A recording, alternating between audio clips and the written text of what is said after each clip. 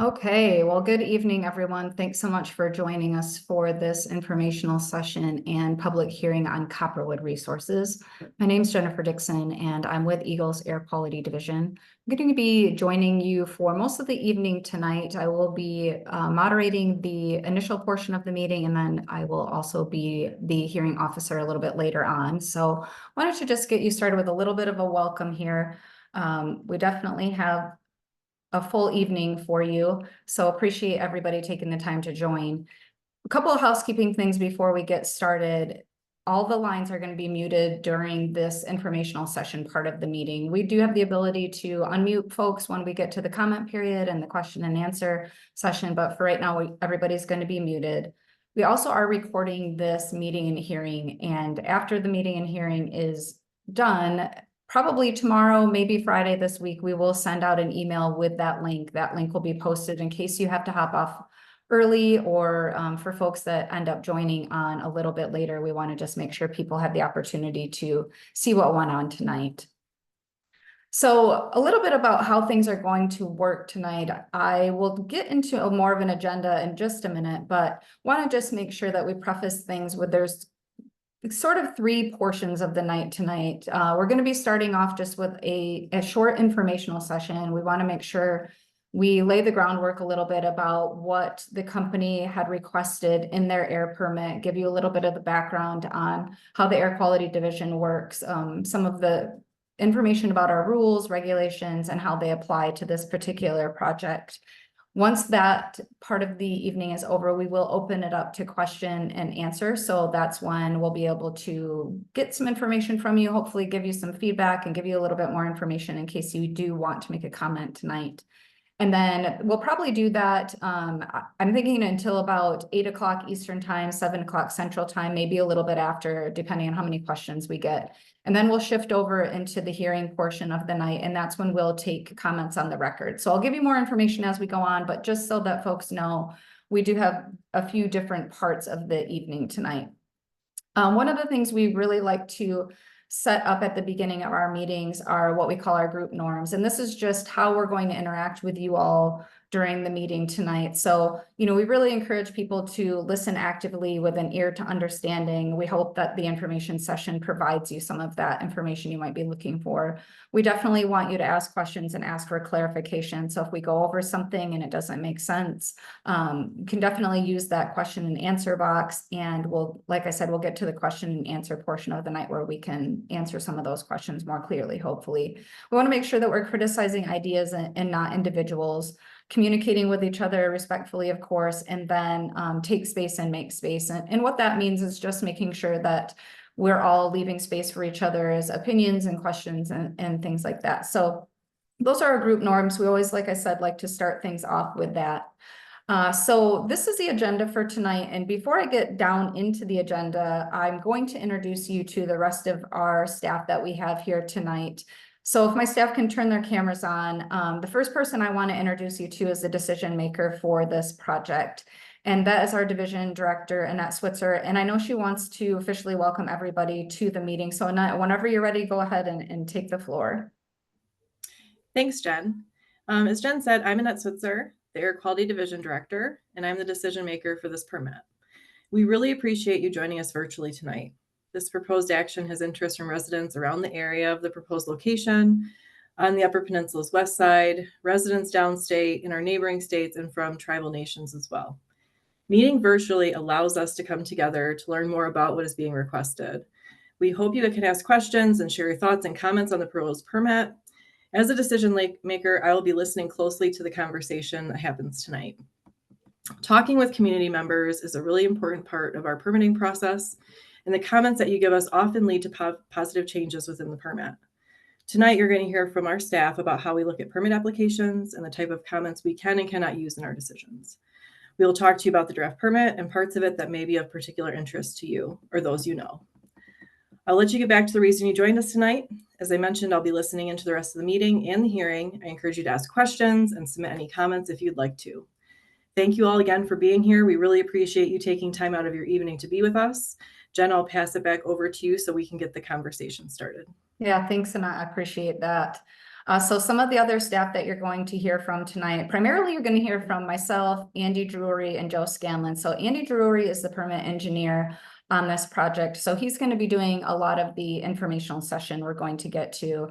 Joe Scanlon is our air quality inspector for this project and in a lot of the Upper Peninsula. So he's based out of Marquette, but he travels all over the UP doing air quality inspections. Some of the other folks that we have online are Jim Haywood, and Jim Haywood works in our air modeling section. So we'll talk more about modeling if people are unfamiliar a little bit later. But basically what he does is he looks at a project as it's proposed and uses a computer simulation to tell us where those air pollutants might be so that we make sure that any impacts are going to be below air quality standards. I also have Brian Hughes on the line. Brian Hughes is our toxicology manager, and him and his unit work to create health-based screening levels for air toxics. So we use those in our permitting review to make sure, again, that communities aren't exposed to air toxics that could be harmful. Erica Wolf works in our air monitoring section. So sometimes monitoring and modeling, they might sound a little bit the same, but air monitoring has to do with how we look at measurements out in the outdoor air. So not necessarily specific to a factory or something like that, but more like what's just out in the air that we breathe every day. So those are our panelists that we're going to be hearing from. Like I said, Andy and Joe specifically, but I also wanted to introduce really quickly Jim Ostrowski and Caitlin DeVries. They work in our environmental support division, and they really help us a lot when we do these virtual meetings. So we couldn't hold these without their support on the back end. Okay, so panelists, if you want to go ahead and turn your cameras off, that's fine. Andy, why don't you leave yours on? So I'm going to pass it over to you in just a minute here. So we just introduced ourselves to everybody, so welcome. Thank you again. We're going to get going on the information session. So again, Andy's going to walk you through a little bit of a discussion on the proposed permit. Then we'll get right into that question and answer session. After that, we'll talk a little bit about public comment, and then we'll get into the hearing. So I'll give you a little bit more information about how the hearing will run once we get to that part. After the hearing, we always just like to talk a little bit about where to find other information and who you can contact with further questions. But just so folks know, as before we get started, as far as the hearing goes, we always like to just let people know from upfront is you can definitely make comments tonight. We would love for you to make comments tonight. A lot of folks that registered to attend the meeting indicated they wanted to make a comment tonight, so that's awesome. You don't have to make a comment tonight if you don't want to. We'll talk about the other ways that you can submit comments if you either aren't ready to make one tonight, you make one tonight and you want to make another one, however that works best for you. So we'll definitely talk about that. Wanted to just make sure that folks knew that as well. All right. And then I am going too fast on the clicking, so I'm going to stop. Andy, I'm going to pass it over to you so you can get started on this informational session. So thanks so much.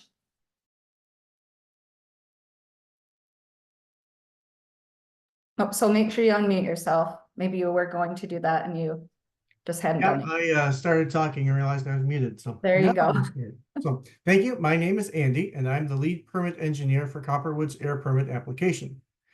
I worked with a team of air quality staff, including some of those on our panel, to review the application.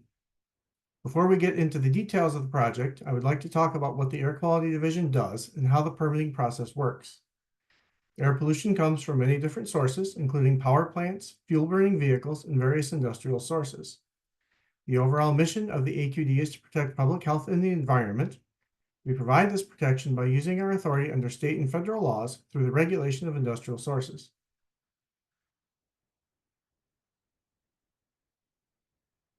AQD staff do a lot of different things. We monitor levels of air pollutants. We look at toxic air contaminants to make sure public health is protected. We conduct inspections of facilities to make sure they comply with the rules and their permits. And we review applications and write permits for sources of air pollutants to make sure the proposed projects comply with state and federal rules to protect public health. Our rules require us to issue permits to sources of air pollutants. However, I'd like to point out a few things that the draft permit does not cover and that we aren't able to regulate. These include zoning, noise, light, and traffic on public roads. If you have questions or concerns about these issues, you will want to talk to your local government. What people think about a project is important. However, when making a decision on a permit application, we can't consider whether people want the project to be done. Whether people think the project is needed is also important, but we can't consider that when making a decision on an air permit application. We have to evaluate the project to ensure it meets the applicable air quality rules. If the project meets those rules, we are required to issue the air permit. To make sure a company is meeting all rules and regulations, they need to follow a permit to install for the equipment. I'd like to give you a simple overview of the air permitting process. First, the company decides they want to install, modify, or construct a source of air emissions. Then the company submits a permit application. The application is then reviewed by an engineer like myself to decide if their request can meet the state and federal air quality rules. During the review, other air quality staff are involved to help with different parts of the review, like the members on our panel. This includes the review of toxic air contaminants, also called TACs, and how the emissions may impact the surrounding community. If these rules are met, the engineer creates a draft permit. If public comment is required, as in this case, the draft permit is posted for the public to comment on. Public comment is a very important part of the permitting process, which is why we are talking with you tonight. Once the comment period ends, we evaluate all of the comments submitted. The comments can lead to changes in the permit and the final decision. And finally, a decision is made on the permit application. This decision could be to approve the permit as written, approve the permit with changes, or to deny the permit. This decision is based on whether what the company wants to do can meet the air quality regulations. Copperwood has proposed an underground mine and associated ore processing to produce copper and silver concentrate. The application and proposed conditions involve the following equipment: the underground mine itself, the above-ground facility that would process the ore. This includes an ore storage pile, crushing and grinding, copper and silver concentrate production and concentrate loadout, a tailings disposal facility for the tailings left from making the concentrate, a diesel-fired generator to provide power during construction, 3 natural gas generators to provide power during operation. 2 of these generators would run all of the time before a power line is installed, with a third one as a backup. After the power line is installed, 1 would provide power and 2 would be for backup. A diesel emergency fire pump engine, a lime silo, which would store and dispense lime used in the process, a propane mine heater, which would be replaced with a natural gas heater, and propane space heaters, and propane and diesel storage tanks for fueling the diesel generator, the fire pump engine, on-site vehicles, and the propane heaters. So let's take a closer look at what Copperwood is proposing. Copperwood would mine ore containing copper and silver in an underground mine using both blasting and a continuous mining machine. Mined ore would be conveyed to the surface and either go into the crushed ore bins for processing or to a stockpile to be processed later. From the bins, the ore would be ground up to separate the copper and silver from the rock. The first grinder is called a semi-autogenous grinding mill, or SAG mill. The ore would be mixed with water and reagents and ground to break down the ore.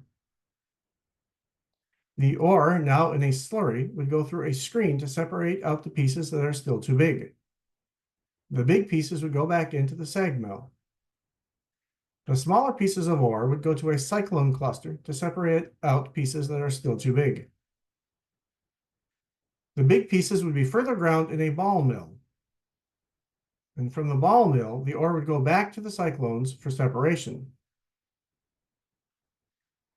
The ground ore from the cyclones would go to several tanks called the flotation circuit.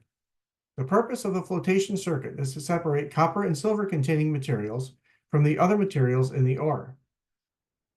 Reagents would be added to the flotation circuit to help with this separation. Air would be pumped into the bottom of the tanks. The ground copper and silver concentrate particles would stick to the air bubbles and float to the top, producing a froth. The other material would sink to the bottom. This material is called tailings and would be sent to the tailings disposal facility. The froth would be collected as concentrate and would go through a thickening process. Reagents would be added to help the particles clump together, and filter presses would be used to remove water. After thickening, the concentrate would be stored until it is loaded into trucks to transport it off-site for further processing. Now that we've talked about what Copperwood is requesting, let's talk about how we review a permit application. When reviewing a proposed project, the permit engineer works with other air quality staff. This review includes state and federal rules that apply to the project, evaluating the proposed air emissions against the rules that apply, and this includes checking the emission calculations, an air toxics review to make sure toxic air contaminants meet AQD's health-based screening levels, air modeling for criteria pollutants and toxic air contaminants when needed. We need to know if Copperwood's proposed project meets these requirements. I'm going to talk in more detail about the different parts of the review in the coming slides. In this slide, I will talk about the categories or groups of air pollutants. The first group is criteria pollutants, which is a small group of well-studied and regulated pollutants. The EPA has set national ambient air quality standards, referred to as NAAQS, for these pollutants to protect public health and the environment. Any releases of these pollutants must be below the NAAQS. Hazardous air pollutants are a larger group of pollutants. These are known or suspected to cause health or environmental effects. We regulate these pollutants by applying any federal regulations that exist. If no specific regulations exist, then we look at these pollutants differently. Hazardous air pollutants are important to examine, so we review them through our state rules for toxic air contaminants. And toxic air contaminants are a larger group of pollutants covered by Michigan rules. They include almost any air pollutant, including the hazardous air pollutants. Our rules allow our toxicologists to set health-based screening levels for toxic air contaminants. Pollutants being released must meet these health-based screening levels. I will talk a little bit more about these different pollutants in the next few slides. This table shows the potential criteria pollutant emissions from Copperwood's proposed project. This information can also be found in Table 1 of the technical fact sheet. These emissions account for the entire project. This information is important because we use it to see if the project will trigger specific regulations designed to allow for growth in an area while protecting against deterioration of the air quality in the area. While the emissions do not trigger prevention of significant deterioration regulations, known as PSD, these pollutants were modeled to ensure any future impacts would meet the NAAQS, and I will talk more about modeling shortly. I want to talk in more detail about toxic air contaminants and their health-based screening levels. The screening levels are designed to protect against health issues, including developing cancer or breathing problems. When we performed our review, we looked at all toxic air contaminants from the entire proposed facility. Our review of the proposed emissions and the modeling, which I will talk about next, determined the proposed emissions would comply with the health-based screening levels. So what is modeling and why is it important to the review of a permit application? Computer modeling predicts what concentrations people in the area could be exposed to under the worst-case scenarios. The modeling simulates a grid of virtual air monitors surrounding the facility, and this allows the highest concentration to be considered. This slide shows the grid of virtual air monitors we used in the modeling. Each plus sign is a separate monitor. The concentration at every monitor has to meet the rules. These virtual monitors are spaced 50 meters apart with additional monitors on the fence line to make sure we find the highest concentration. Modeling was done for toxic air contaminants and criteria pollutants and included emissions from the entire facility, including fugitive sources like the ore storage pile and vehicle traffic on site. Modeling was done for nitrogen dioxide, particulate matter less than or equal to 10 microns, particulate matter less than or equal to 2.5 microns, sulfur dioxide, and carbon monoxide. The modeling showed the proposed emissions of all TACs meet their health-based screening levels, and the criteria pollutants would be in compliance with the national ambient air quality standards. Let's talk about what a permit is, and then I will give you more details about the proposed permit for Copperwood. A permit is a legally enforceable document with a list of requirements called conditions the company must comply with.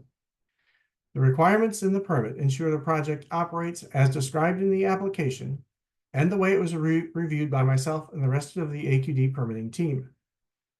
A permit has requirements such as emission limits, material limits, proper operating parameters for control devices and other equipment, and monitoring, record keeping, and reporting.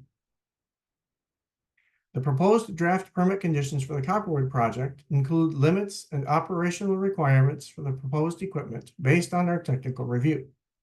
So first, let's talk about conditions that apply to the entire facility. There is a facility-wide 85.5 ton per year carbon monoxide emission limit, which accounts for all of the proposed equipment. The amount of emulsion or explosives Copperwood can use per year is limited. A malfunction abatement plan, also called a MAP, is required. A MAP is used for preventing, detecting, and correcting potential malfunctions or equipment failures that could result in unanticipated emissions. The MAP has to be approved by the AQD.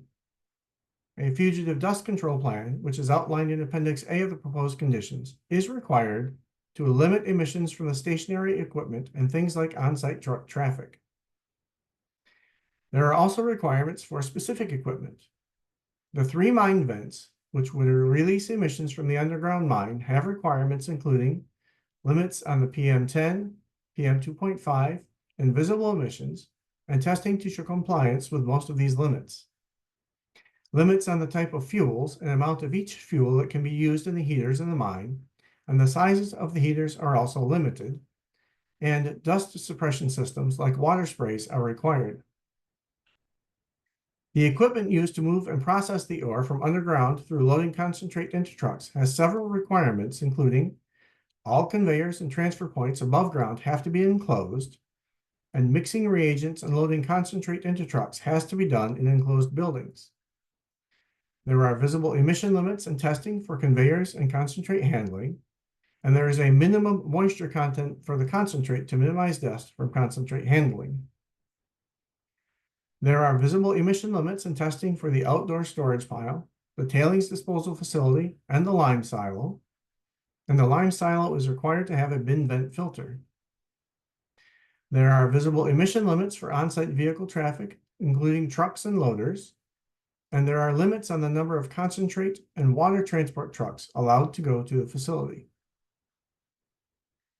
There are requirements for the generator and fire pump engines, including NOx, CO, hydrocarbon or VOC, PM, PM10, and PM2.5 emission limits for each engine. The size of each engine is limited.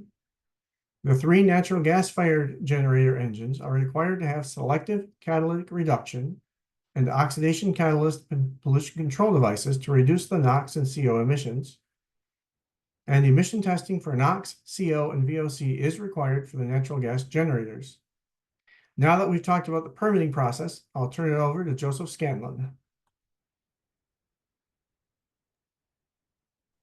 Good evening, everyone. My name is Joseph Scanlon. I'm one of the field staff at the Marquette District Office and the AQD inspector for the proposed Copperwood mine. Part of my role as a district inspector is to determine if the company's operation is in compliance with the corresponding permits as well as state and federal regulations. We can achieve this by conducting inspections periodically, reviewing company reports and records, and observing various air quality emissions tests as required by the permit or regulations. The proposed permit has emission limits, as Andy explained, for various pollutants, including visible emissions. The company can demonstrate continuous compliance by emissions tests, operating the process within the material limits and in accordance with the operational parameters set during the tests, and by continuously monitoring and recording the required parameters.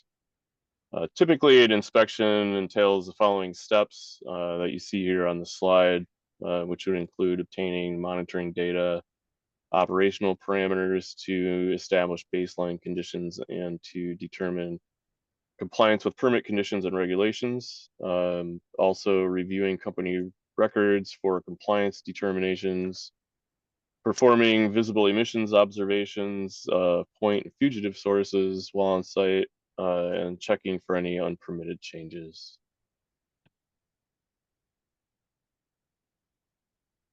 You want to give me the next slide there? Oh, you got it.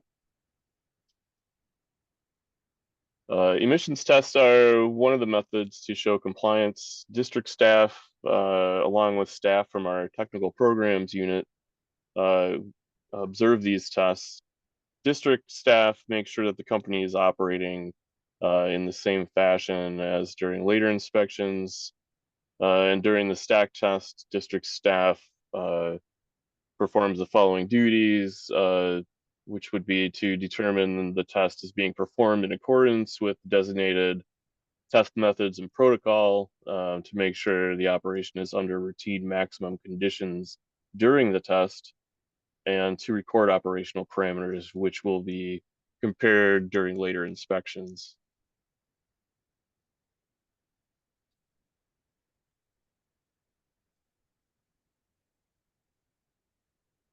Oops.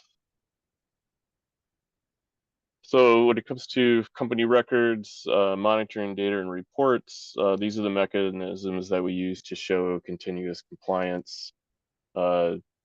District staff will require the company to provide this information to verify compliance. For example, pressure drop of control devices, flow rates from scrubbers, furnace temperature, etc. Those records provide indicators of proper operation and the emission control devices, as well as of the process. I think that's all I have.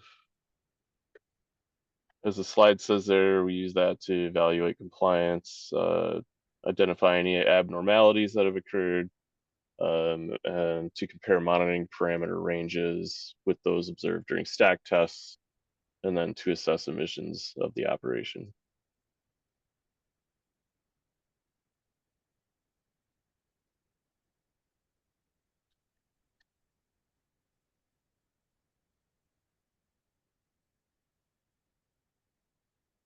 All right, thanks, Joe. Appreciate that. Thanks also to Andy. So we're going to move into the question and answer portion of the night. I already see some questions in our question and answer box. So thank you very much for folks that have put questions in there already.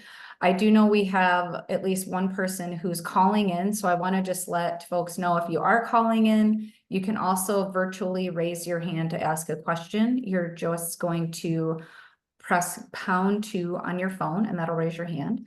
So if you want to put questions in the question and answer, that's great. We're going to get to those first, and then we'll see if folks have hands raised. There was a quick question I want to just address before we get to you guys. So Andy, Joe, if you would need to take a drink, if my other panelists can go ahead and turn your cameras on and get ready for this. So one of the questions that we had was just related to how many folks do we have listening in online, that kind of thing. So we've got about 9 people on the EGLE side here. We've got a total of 72. So we've got around 63 or so folks from the public listening in. The question also asked if folks from the company were listening in. So we always encourage the company to attend these kind of meetings and listen in. I can't verify necessarily if they are or not. We have a lot of people on, so hopefully they are, and that's also really important for company folks to be able to listen to what's being brought. A great crowd tonight. We're really, really, again, appreciative of so many people taking time out of their night to join us. I'm going to actually put this one to Jim first. So this has to do with monitoring. It says monitoring, but it's, modeling. I apologize. I can't even keep my M's together. So the question is, what is a virtual air monitor? Is it a physical device, or exactly how does it work? So if you can kind of talk us through a little bit of how you do that grid that we saw with all the green plus signs on it, that would be appreciated. Sure. Well, a physical monitor is pretty much what you would expect it to be. It is a structure that is set up, and it has various instrumentation in there that draws in air and it measures what's in the air. So we can't always do that. They're very expensive. They're very intrusive where you put them. And so what we do is we create other monitors in the mind of the model. And we do this because, number one, it doesn't do any good to put a monitor out there before a facility is built because it's got nothing to measure. So this is done more in a predictive way. And so we set up what we call virtual monitors. We call them receptors as well in the modeling world. And the beauty of that is we can put as many out there as we want. We can put hundreds, thousands, tens of thousands. And in the more urban areas, we tell people we put one in every person's front yard, every person's backyard. And then that way we can get the model to tell us where the maximum impact is going to be and what the magnitude of that impact is going to be. And that part of that process is that has to be able to pass all of the various thresholds that we have out there for the various tests that we perform. So you have physical monitors and then you have virtual monitors. The difference being, of course, the physical monitor is there. It's physical. You can see it, you can touch it. The virtual monitor exists in the mind of the model. So hopefully that helps. I know we always talk about the monitors that you do, Jim, when you do the model and you use the computer simulation are kind of a future cast looking at what could be. So it's a really important part of our process in order to be able to look at things before they're constructed and say, what will they look like if they are constructed? So great question. This question goes back to something that Andy addressed right in kind of the beginning of his presentation when we're talking about, you know, what kind of things does our division air quality have purview over? So the question is, the rules state we can't address noise and light, but does EGLE require any noise or light permits, given that these influences are harmful to both ecology and outdoor recreation? So, and if not, what point are noise or light impacts considered? So like Andy mentioned in the beginning, this is something that we don't have purview over. So it's something that would have to be addressed by the local municipality. Always appreciate people bringing this up. It certainly is something that is of concern, especially in the UP. So your local municipality is going to be the one that would be looking at what sort of levels are allowable there. This is another like interesting question, especially when we're talking about where this mine is proposed to be. So the question is, and Andy, I'm going to probably give this one to you just so that you know. So does EGLE consider the location of the project? So that is our projects adjacent to outdoor recreation areas, places where people go specifically for fresh air, judged according to the same standard as projects located near industrial centers. So would not the PSDs be different for areas with exceptionally pristine baseline air? So PSD stands for, well, I'll let you talk about it, Andy. I don't want to take the words out of your mouth. I'll let you address that one. Well, PSD is prevention of significant deterioration. That's a major permitting program that we don't, this project is not subject to. There are federal class 1 areas that do have more stringent requirements with national ambient air quality standards. Seney National Wildlife Refuge is one of those, but Porcupine Mountains is not. And so, yes, we would apply the same ambient air quality standards for this project that we would through the rest of the state other than for Seney. And the same for our toxic air contaminant screening levels. So we don't have a way to consider that, yes, it's very, you know, Porcupine Mountains are a very popular recreational area, you know, as it said, kind of a pristine wildlife area. We don't have a way in our regulations to consider that. Yeah, thanks, Andy, for addressing that. There's going to be a couple questions for you, Joe, so I wanted to just let you know that. So one of the questions is, how often would you be doing an on-site inspection? So when, you know, we do them at various stages, sometimes they're required, sometimes maybe would get a complaint. So if you can just talk a little bit about that, I'd appreciate it. Sure. So we would do an initial inspection once the emission units have been permitted and installed, and that would, you know, likely be the first year of the mine once it's in full operation. And then it would be every 5 years after that. to So follow up at with, least every 5 years, right? yeah, Yeah. minimum of every 5 years Yeah. following that initial. And then, you know, as needed, if necessary, if we get complaints, that would also potentially drive an inspection based on the complaint. Yeah, so while we're talking about inspections, there was another question that came in related to how many people are available in the UP to inspect facilities? So how many staff So do we have there in Marquette? we have 3 field staff currently. I will be the inspector for the foreseeable future. All 3 of us should be fairly capable of handling any complaints that would arise from the mine. But in general, it would be myself that would be handling that. Okay, yeah, thanks for that. There's a little bit of an attached on to that too. As far as mining inspections, there was another question, you know, how often have we inspected recently? And you might not have this number at the top of your head, so if you don't, it's okay. We can definitely get back to the person who asked, but how many times have we done on-site inspections at Eagle Mine or at the Humboldt Mill in the last year or so? Within the last year, I don't think we've done any compliance inspections. I can't off the top of my head. I don't know if it's been within Yeah, a that's year or okay. We not. can get back. Yeah, we can But definitely respond quickly. Mhm. yeah, I have done compliance inspections at both facilities within the last 2 to 4 years. Okay, In fact, we've been at the Eagle Mine just recently as last year, or earlier this spring, actually. And then I was at Humboldt Mill at one point last year. so, But those weren't compliance inspections, those were just site visits. okay.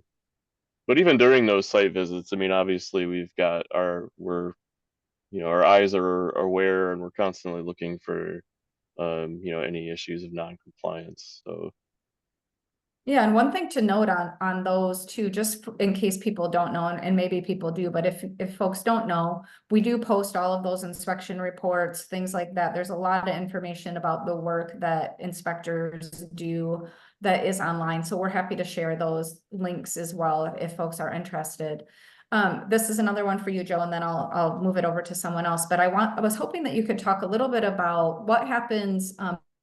The question is specific to what response, you know, what would we do if Copperwood ended up exceeding limits? But since they're not constructed yet, and their permit hasn't been issued, if there is a way you could talk a little bit just about what happens in general, if a facility violates an emission limit, what is your role and kind of what happens after that? if the facility violated an emission limit, we would probably either find out during stack testing or during a records review. And in general, it would depend on the pollutant that was exceeded, and what the emission unit was in general. So the severity of the exceedance is kind of based on the emission unit and the pollutant. But in general, if there is a violation, we would issue a violation notice, and that is generally, violation notice requires a response that would, you know, the company would have to respond to and explain the reason the violation existed, what measures they were going to take to fix that violation and prevent it from happening in the future. And if possible, we would have to amend, a malfunction abatement plan or a fugitive dust control plan. And if the violation was more egregious or severe, and there was a second violation notice issued, then there would be a potential to go to escalated enforcement with that facility, which would involve our enforcement staff from Lansing. And that may or may not, involve fines and or a consent order against the company, which would be another legally binding document. And so that would, if there was a consent order issued for some reason, that would be in conjunction with their permit restrictions and requirements as well. Yeah, thanks for talking through that. And again, for clarity, a consent order, like Joe said, is a legally binding agreement. It would contain a monetary penalty and a compliance plan, and then further penalties if they continue to violate permit conditions. So it is a really important part of the process too. So really glad folks brought that up. Brian, this question is going to go to you. So this question is about the toxics review. So it says, you mentioned the toxicology assessment assesses risks of air pollutants on development of cancer or respiratory illnesses. Does it also account for neuropsychiatric risks associated with these pollutants as well? So is there any sort of other things besides cancer, respiratory illness that we would be looking for when we do our? Yeah, during a toxicological evaluation, there are a number of organ systems that are looked at to see whether they're affected by a toxicant. And that would include the brain and nervous tissue. And there are certain neurobehavioral types of tests you can do in animals, of riding reflex in rats, or looking at locomotion, looking at learning a maze or whatever, to be able to assess whether that rat has been functionally impaired through the nervous system. And when we find that, yes, we take that into account. We look at a level that would cause that effect and a level that wouldn't cause that effect. And we put on various safety factors to assure that not that we would say, okay, we're dealing with a laboratory animal, we'll divide by a factor of 10 to make sure that we're protecting an animal versus a human. And then we realize that all humans are not equal, and then we'll put on another 10x. So we look at the most sensitive endpoint, also neurological effects, and we put on a number of safety factors to assure that the number we come up with is protective of human health. Yeah, thanks for going over that, Brian. I know it can be a complicated process, but it's important to kind of recognize all the factors of conservatism that are put into the screening levels when they're developed. Okay, there's a couple other questions here related to stack testing that I'm going to get to in just a second. So if Andy and Joe, if you guys can be ready. But there's a question in here about permit approval rates. So how often do we approve permits? How often do we deny permits? And so a little bit about our process. I know Andy kind of talked about this in the beginning, but when we get to bring a draft permit or a proposed permit to a public meeting like this, it's because we've done an evaluation that's shown that the way the permit is drafted can meet air quality rules and regulations. So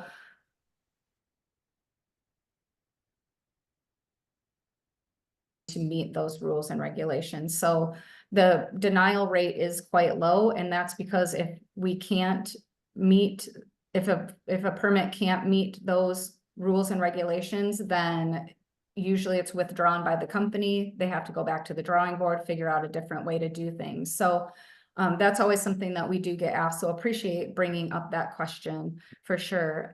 So let's talk a little bit about stack tests. So again, so that folks if some folks might not know exactly what a stack test is, and I always kind of go like, stack testing, what does that mean? So this is where we're going to be measuring the pollutants that are coming out of a stack or vent. So it's not done, weekly or monthly or things like that, but there is definitely some parameters in this draft permit application. So one of the things that I'm hoping that you can address, Andy, is how frequently will stack tests be performed and how will they measure the actual emissions? What are we requiring them to test for in this draft permit? And then maybe Joe, you could follow up if you don't mind on our role during stack testing. I know you talked a little bit about that, but we do have the ability to request stack tests more frequently than the permit requires if there's reasons to do so. So I'm hoping you can talk a little bit about that. So Andy, if you want to address that first part, and then Joe, if you want to follow up, that'd be great. Yep, the permit requires several stack tests, but these are just a one-time test. There's not repeat testing required, but as Joe will talk about, we can if we need to.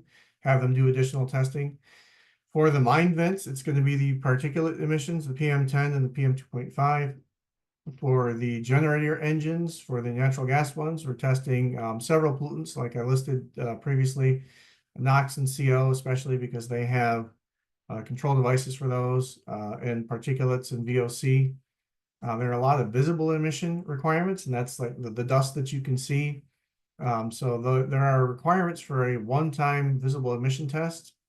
But I know that when the district staff are on site, when Joe goes out to visit that, he's always looking at the visible emissions as well. And I will point out that, EGLE Air Quality is not the only division that's going to be inspecting the facility. And, Joe can talk about this too, but our area inspectors are slightly familiar with other programs. And if they see something that looks funny they'll call Water Division or the Geological Resources Management Division and tell them that they need to come out and see it. And they will do the same thing for air quality as well. But for stack testing, it's primarily just one test initially, as this is not a major source. Major sources have to test repeatedly, but it's a one-time test for most of the testing.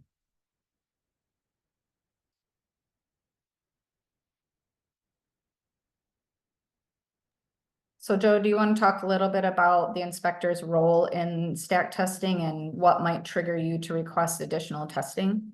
Yeah, sorry, I lost my unmute button there for a minute. We can request additional testing at the discretion of the district supervisor, and that can be based on exceedances we might find in a records review, or it could even be based on visibly observing things at the site. For example, if we're standing around the mine vent and we're getting some fallout falling on us and it seems to be a repeated problem or something, that's a very unlikely scenario, but just something like that would be a case where we'd be like, this looks a little suspicious, perhaps we should require some more testing. And that's a fictional situation and scenario. We can also require more method 9 visible emissions testing if we see excessive fugitive dust coming off of certain emission units. Most of the emission units that have the potential for fugitives are addressed fairly well in the permit, as far as visible emissions evaluations happening on a daily basis, which is a really great thing. And typically we see most of the staff at these sites are trained to not only do their daily VE checks or even every shift sometimes, but also they're trained to just note anytime they see some kind of exceedance in fugitive dust emissions. And typically they have a plan of action to address that on site.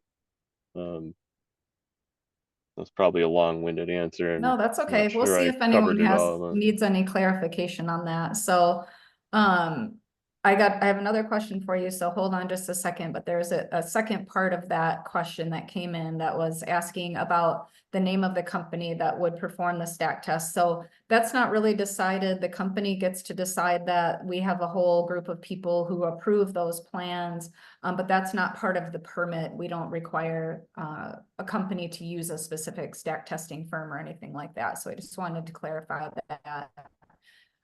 So Joe, for these kinds of permits, when you're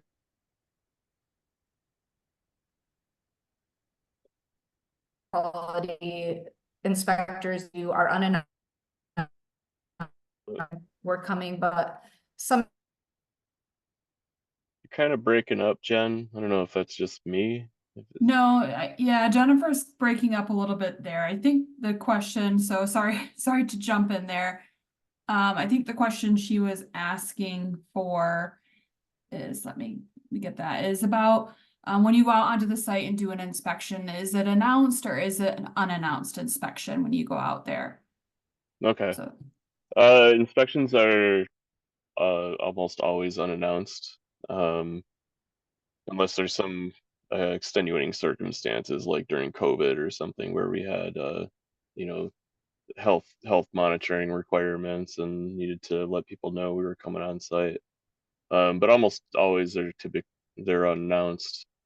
And I think I saw another question on what happens in a compliance inspection. And so I'll answer that one real quick too. So typically when I go out to do a compliance inspection, there's a lot of preparation involved. Definitely give the permit requirements a thorough review. Make sure I have everything written down as to what exactly I want to look at when I get on site. And the inspection actually starts before you even enter the site, typically for a place like this. What I would do is, as soon as you start seeing haul trucks, you're kind of paying attention before you even get to the site. So when you get to the exit of the site or entrance, ingress, egress, you want to look for any fugitive dust coming out of the site from haul traffic.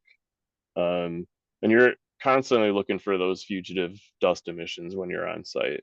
So, that could be from the haul traffic, it could be dust coming off of the stockpile, could be dust coming off of the TDF, or, any of the process emissions, say they like left their doors open in their ore processing facilities and there's dust coming out. We're always looking for dust. So that's a huge one. And these are part of the reasons why we go unannounced, because we want to make sure that they're doing all of their fugitive dust monitoring and being in compliance with that stuff. They do have watering requirements, record keeping requirements, and we review all of those while we're on site. And then we'll request additional records even after we leave the site. So when I get to the site, we're constantly looking for the fugitives. And generally we have an introduction, a little introductory session with the staff on site. Usually we go through all their safety protocols and stuff like that. And then we'll typically do a walkthrough and generally visit each emission unit throughout the process. And then I'll take notes and ask, questions as we go.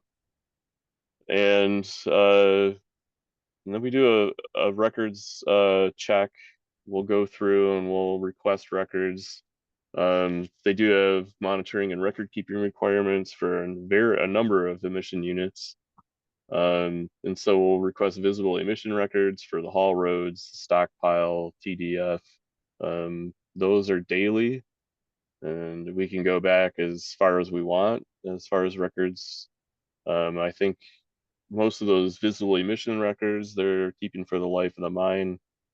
And then for some of the larger emission units like the mine vent, they're required to keep PM, PM10, PM2.5 monthly and 12-month rolling calculations on site.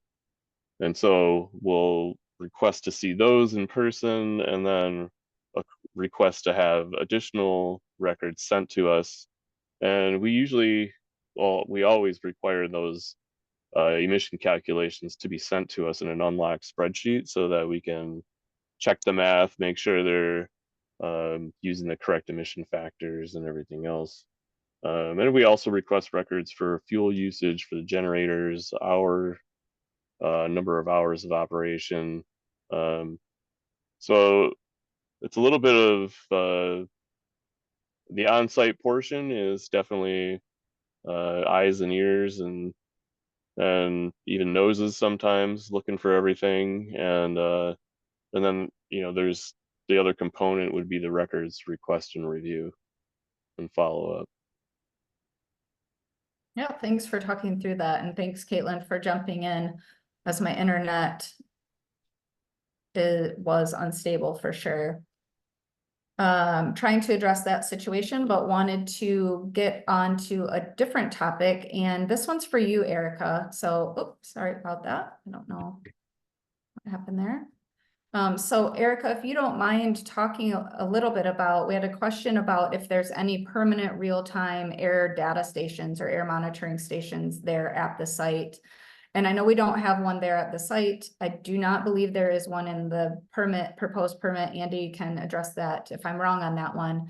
But I thought maybe you could talk a little bit about what air monitoring stations we do have in the UP and what they measure for. That would be really appreciated.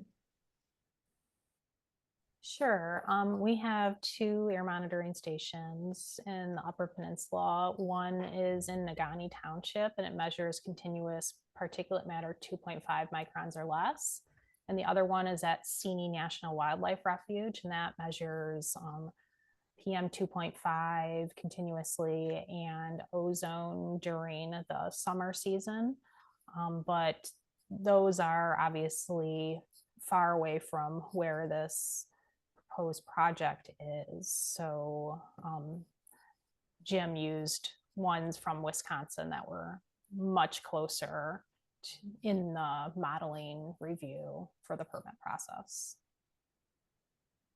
Yeah, thanks for talking about that. And if folks are interested specifically where those air monitors are, we do have some interactive mapping tools and things like that. We actually just launched a new dashboard that can show you what those are measuring. So Caitlin, I don't know if you can get a chance to pull that michigan.gov/myair is the address for that one and share it in the chat if people are interested. So there's a couple of questions here, Andy. These are going to be for you, and I'm going to try to kind of put all these together just because I'm looking at our time and I want to make sure we get to the some of these subject matter things. So there's a few questions in here related to gathering baseline data before this permit would be issued or before things are constructed and things like that. So I know that isn't necessarily part of this permit, but I thought you might want to just talk about it a little bit as far as, you know, what our process looks like and sort of what this what that baseline data is, kind of what people are asking about, just in case others aren't familiar. Yeah, for air permitting, baseline data that we use is air quality monitoring data. And we use that in conjunction with the estimated emissions from the facility and the EPA dispersion model program to determine if emissions from the facility would meet the National Ambient Air Quality Standards.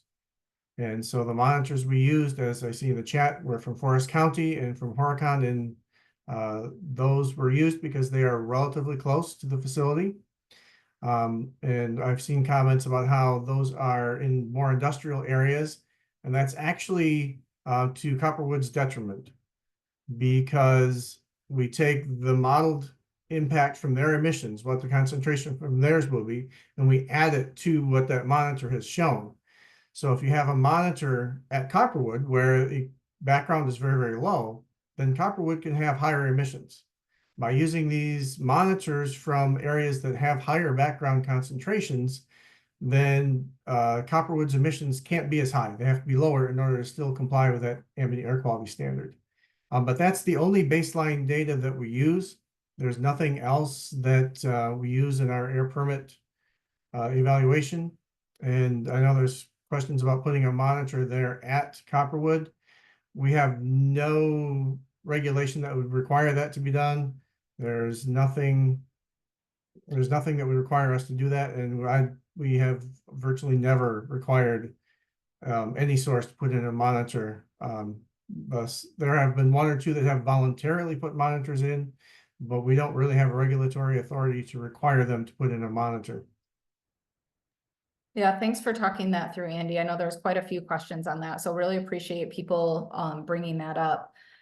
There's a couple questions here, and this one's going to be for you too, Andy. So there's a couple questions, more like comments about the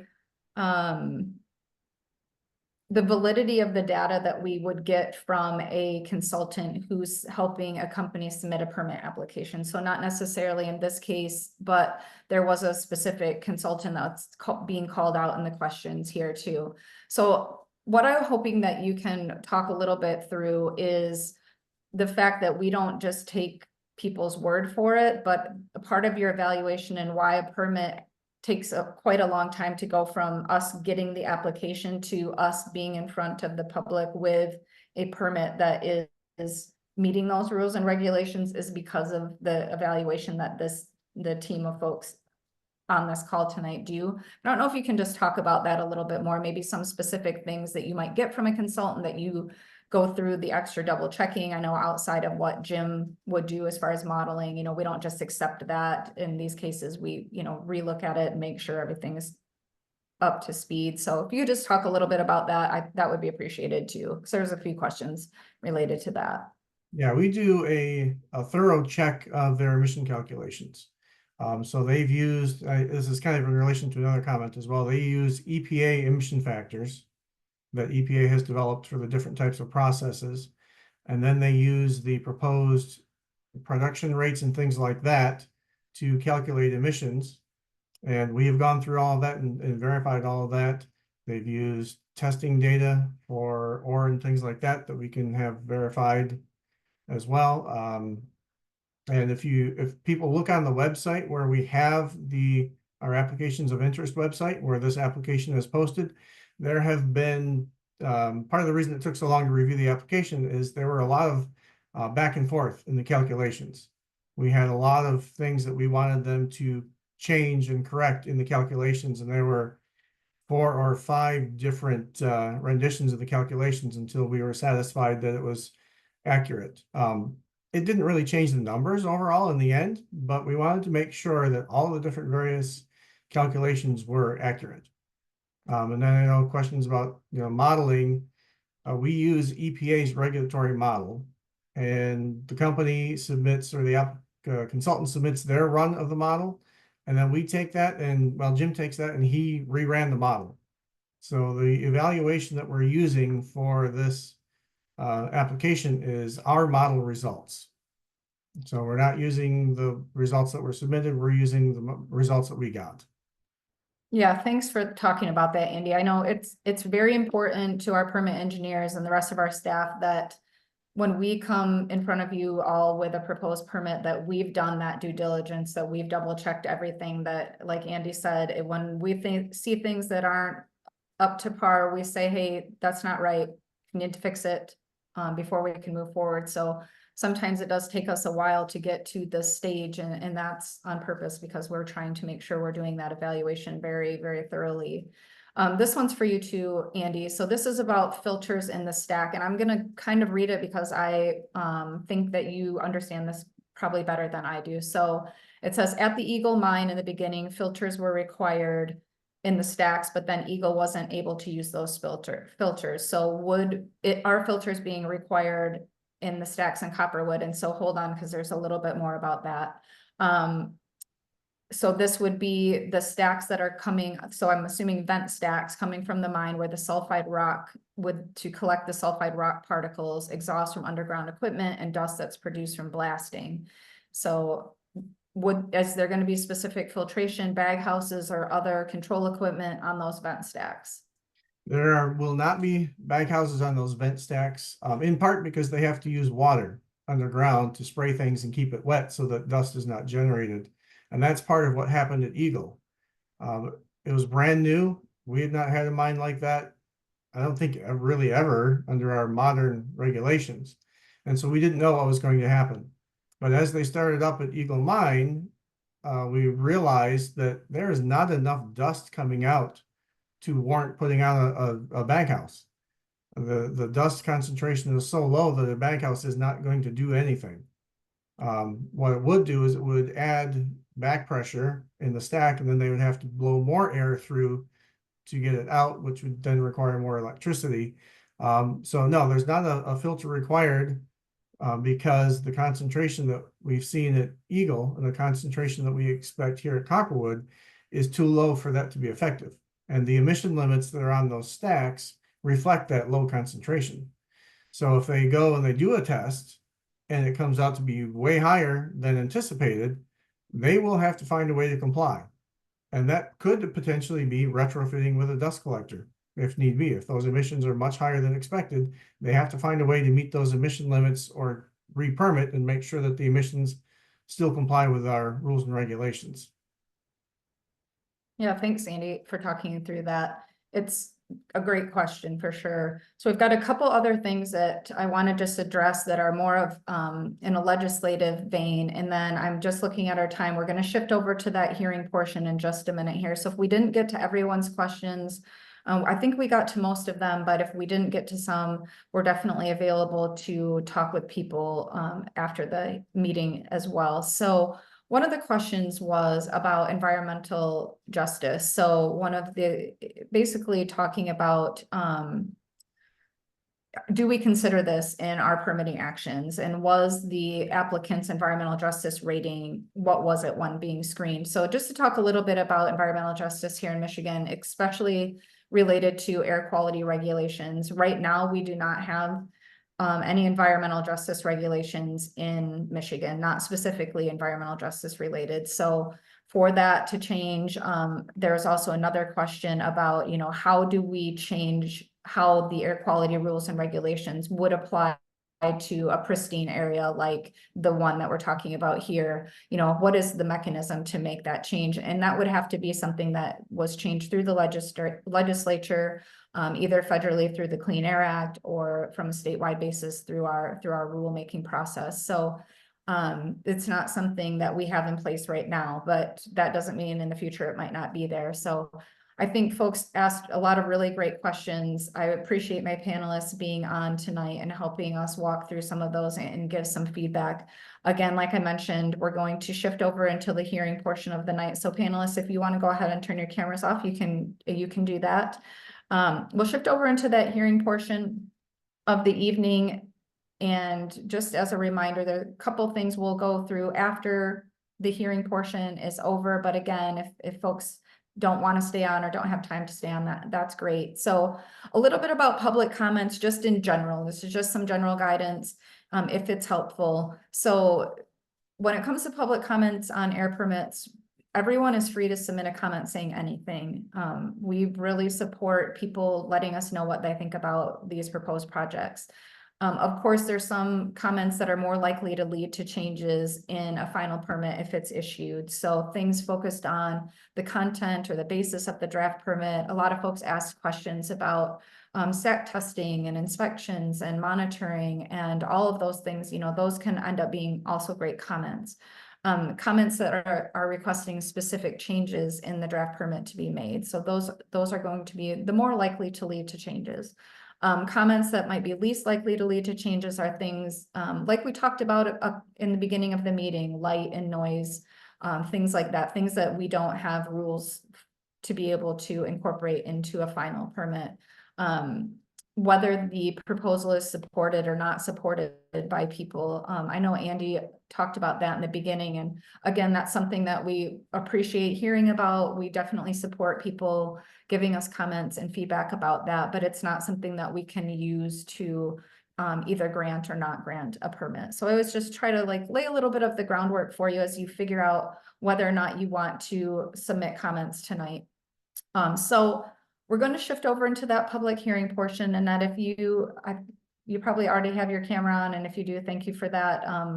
We do have to start the public hearing with a hearing statement. It just kind of opens up people's, you know, it kind of sets the stage for this. So as a reminder, during the hearing portion, when you're giving your comment, if you ask a question in your comment, which sometimes people do, that's totally fine. But we won't be responding to that right now. You're just making your comment for the record, and any questions that you ask will be responded to in the response to comments document that's created after the close of the comment period. Because we did have quite a few people that already indicated they would like to make a comment when they registered for the meeting, I'm going to start with those folks. When we get to that, we'll be calling people's names to give their comments. If you can just remember to state your name and any affiliation you might have for the record, that would be wonderful. So once we get through that list, we'll open it up to anybody else who wants to make a comment. We can do that verbally by raising your hand again, and I'll remind you later to, if you're calling in, you're just going to use #2 on your phone to raise your hand. So folks can hold off raising their hands until we get through the list of people who have already said they'd like to make a comment. One other reminder before we get started, if you said earlier you wanted to make a comment and now you don't want to, that's also fine. And vice versa. If you didn't say you wanted to make a comment and now you do, that's also fine. We'll talk a little bit about other ways that you can submit comments if you're not ready to do that tonight. This is not the only opportunity you have to submit comments on this proposed action. So just wanted to lay a little bit of that groundwork before we get started here, but I'm going to go ahead and start with the hearing statement, and then we'll start taking comments from folks. Okay, so good evening, ladies and gentlemen, and welcome to this public hearing. My name is Jennifer Dixon, and I am with the Michigan Department of Environment, Great Lakes, and Energy Air Quality Division. I will be the hearing officer tonight. Annette Switzer, Air Quality Division Director, is the decision maker for this permit application. She's listening to your comments this evening, so she'll be considering all comments before making a decision. This hearing is related to a request from Copperwood Resources Incorporated, which is proposing to locate in parts of Ironwood and Wakefield Townships in Gogebic County, Michigan. The company has requested to operate an underground silver and copper mine. The Air Quality Division regulates sources of air pollution to minimize adverse impacts on public health and the environment. The law governing those responsibilities is Part 55 of the Natural Resources and Environmental Protection Act. Before the company can install and operate any new equipment, it must obtain a permit that meets the requirements of Michigan's air quality laws. This means the equipment must be capable of meeting state and federal emission standards, including health-based standards. The proposed permit must also contain conditions that include emission limits and specific ways of operating the equipment to ensure these standards are met. The purpose of tonight's hearing is to allow anyone interested in the proposed permit to provide information we can use in deciding whether to approve the permit or if there are additional issues to consider. The proposed permit is still a draft permit. This does not mean a decision has been made. Instead, it reflects an initial technical review of the proposal. We hope having the details of the draft permit will help you provide comments. Everything in the draft permit remains open for comment and further consideration, including whether the permit will be granted at all. As we review comments, we can only use the information you provide to make changes if it is within our authority. So for example, comments about local zoning, truck traffic, and noise cannot be considered as part of the decision. Some of you may want to simply express your support or opposition to the proposed project. We're happy to note your position, but please understand the department is by law not allowed to base our decision on whether there is widespread support or opposition to the proposed project. This hearing is being recorded and your comments will be part of the information we consider in making a decision. The public comment period began on September 26th and will end at midnight on November 13, 2024. Additional comments or information may be submitted via written or verbal comment during this hearing by email or by voicemail. After the public comment period closes, all written and verbal comments will be reviewed. All significant air quality related comments will be considered, at which point the decision maker makes a final decision. The decision maker may deny the permit, approve as drafted, or approve with amendments. If approved, the decision must specify which provisions of the draft permit, if any, have been changed in the final permit and the reasons for the change. In all three scenarios, all interested parties, including everyone on the original mailing list, anyone who provided comments during the public comment period, and or attended the public hearing, will be directly notified of the decision. The mailing will include a letter from the decision maker regarding the decision and, if applicable, the approved permit. Please recognize our staff are here tonight to provide a fair opportunity for you to express your views on the proposed project and to listen to your comments.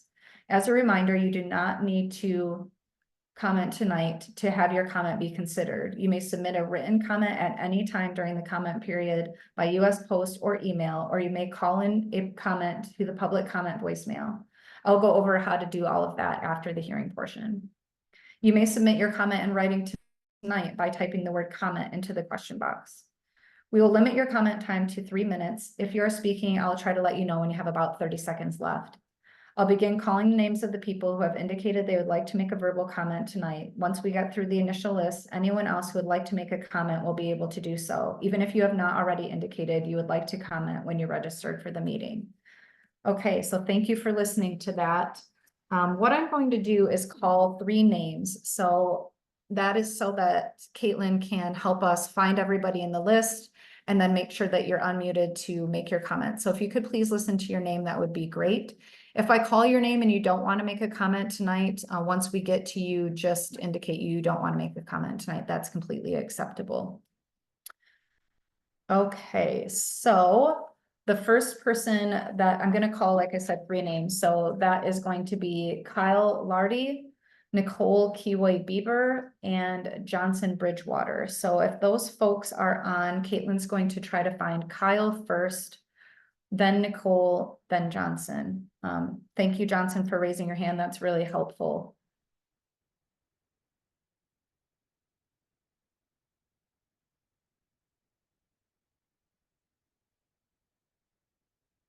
And Nicole, thank you for raising your hand as well. Well, let me just double check and make sure Kyle is on or not on.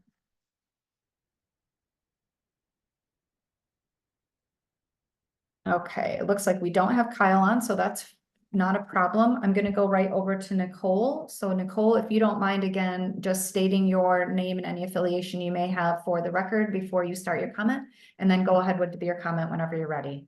Sure. My name is Nicole Kiwi Bieber. Moganakasino Odawa, Anishinaabekwe. So I'm a tribal citizen of Little Traverse Bay Bands of Odawa. And that's what I have as my affiliation today. Interesting, just wanted to note with the permitting processes, just thinking about what we are permitting is, you know, toxins to go into the air. In this case, particularly where they weren't there before. And so thinking about the predictive monitoring and, you know, the talk of that it's done, looking at maximum impact and magnitude, basically, you know, this much poison is coming your way and here's how to say that's okay. And that measure of what says that's okay, what says how much poison that wasn't there before is allowable, basically what amount of ruination is acceptable. I often heard that it's based on EPA standards. And, you know, I just want to question, are those standards, have they been completely steady since they were first implemented, or has there been change? Maybe change with knowledge of unforeseen effects, of not knowing and realizing that damage was being done, or unfortunately maybe change because interests that wanted them to be weakened got their way.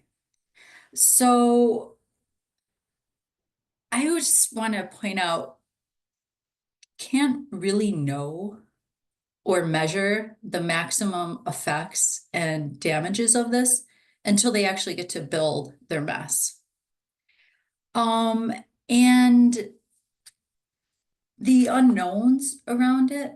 Oh, you know, and then if after they build, it turns out things are going poorly, basically, you know, they get a slap on the wrist. So the unknown, thinking about actual damages, unforeseen toxins, I wonder if those modelings include the effect of the losses that are coming with this. For example, the clear cuts that are coming with the construction, and that there's this, at the baseline of this project, there's an intensity of the degradation that's removing the ability of the trees that were there to be able to clean air, to have the air that's being measured and understood to be affected.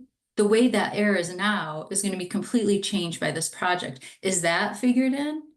Because it sort of makes sense to me that it should be.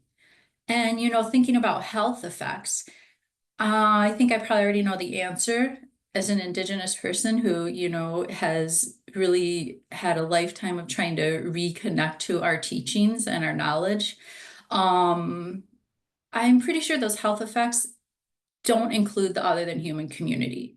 It's not only the lungs of humans that are going to be affected. It's not only the air that of the human community that's going to be affected. So, you know, others also require clean air. So I just want to say the risks and effects that are unknown in this should be a denial of the permit, because we need to kind of change the way that these standards are understood. Miigwech. Thank you so much for your comment. The next person is going to be Johnson Bridgewater, and then after that will be Tom Grotwall and Mary Hansen if they're on. So if the two of you could raise your hand, that would be appreciated. Johnson Bridgewater, go ahead whenever you're ready. You can just please state your name for the record and any affiliation you might have before you get started on your comment. Great, thank you. Yeah, so my name is Johnson Bridgewater, and I'm a resident of Gogebic County, Michigan. First, I'd like to thank you all for allowing an opportunity for public input regarding renewal of the air permit for the proposed Copperwood mine next to Porcupine Mountain State Park. First, I'd like to say that based on the fact that this project is being categorized as a minor project, it's quite likely that no amount of public input will have a significant impact or make a difference on the reissuance of this permit. But to that, I would like to point to opening an industrial production and waste processing facility, which is essentially what a mine is, adjacent and under one of the last old growth hemlock forests and the largest one in the entire nation, as well as adjacent and under a beloved state park, must somehow take precedence over a quantitative categorization which ignores the extra special nature of the local physical environment. Somehow allowances need to be made to consider the notion of taking an undeveloped old growth forest and installing a mine under it and next to it, and how that will be taking virgin air quality into a place that it's never been and would not have gone. Maybe we should all agree to label the forest an affected community. Maybe then we could work on this issue. Not to mention the air is also going to be breathed by hikers on the North Country Trail, as it shares a common border with the tailings waste facility pond at the southeast corner of the facility. It shares a common border with North Country Trail. All this being said, I realize unless administrative codes and regulations are changed legislatively, your hands are essentially tied on these issues, but thank you for giving me a chance to share them. Lastly, I would like to share deep consideration of where you allow the underground air vents to be located. Again, given the sensitive nature of this, taking an additional level of review on final design, giving the location they're proposing to operate in, and tied to that, I hope the stack test frequency and or on-site inspection frequency are initially increased in the conditions given the extremely sensitive nature of the location. Old growth forests are absolutely a part of Michigan, and they are certainly impacted by air quality issues. Thank you again. Thank you so much for your comment.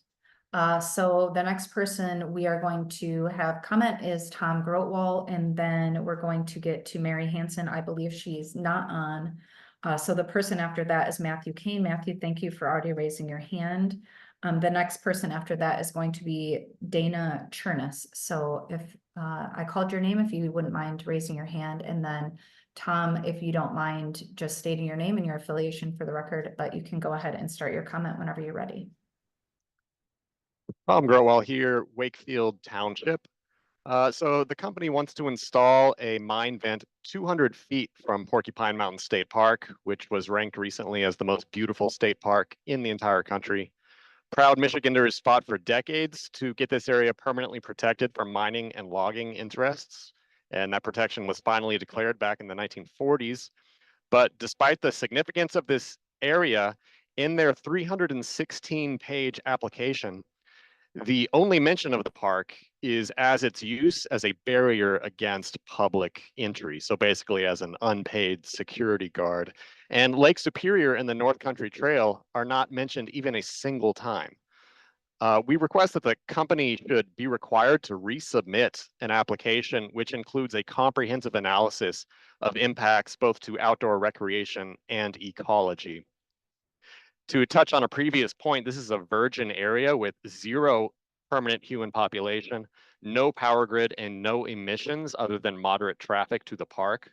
But much of the baseline data was collected from the Horicon Wildlife Refuge, which is surrounded on all sides by highways and chemical-intensive agriculture, and is only 50 miles from Milwaukee with a population of 500,000 humans.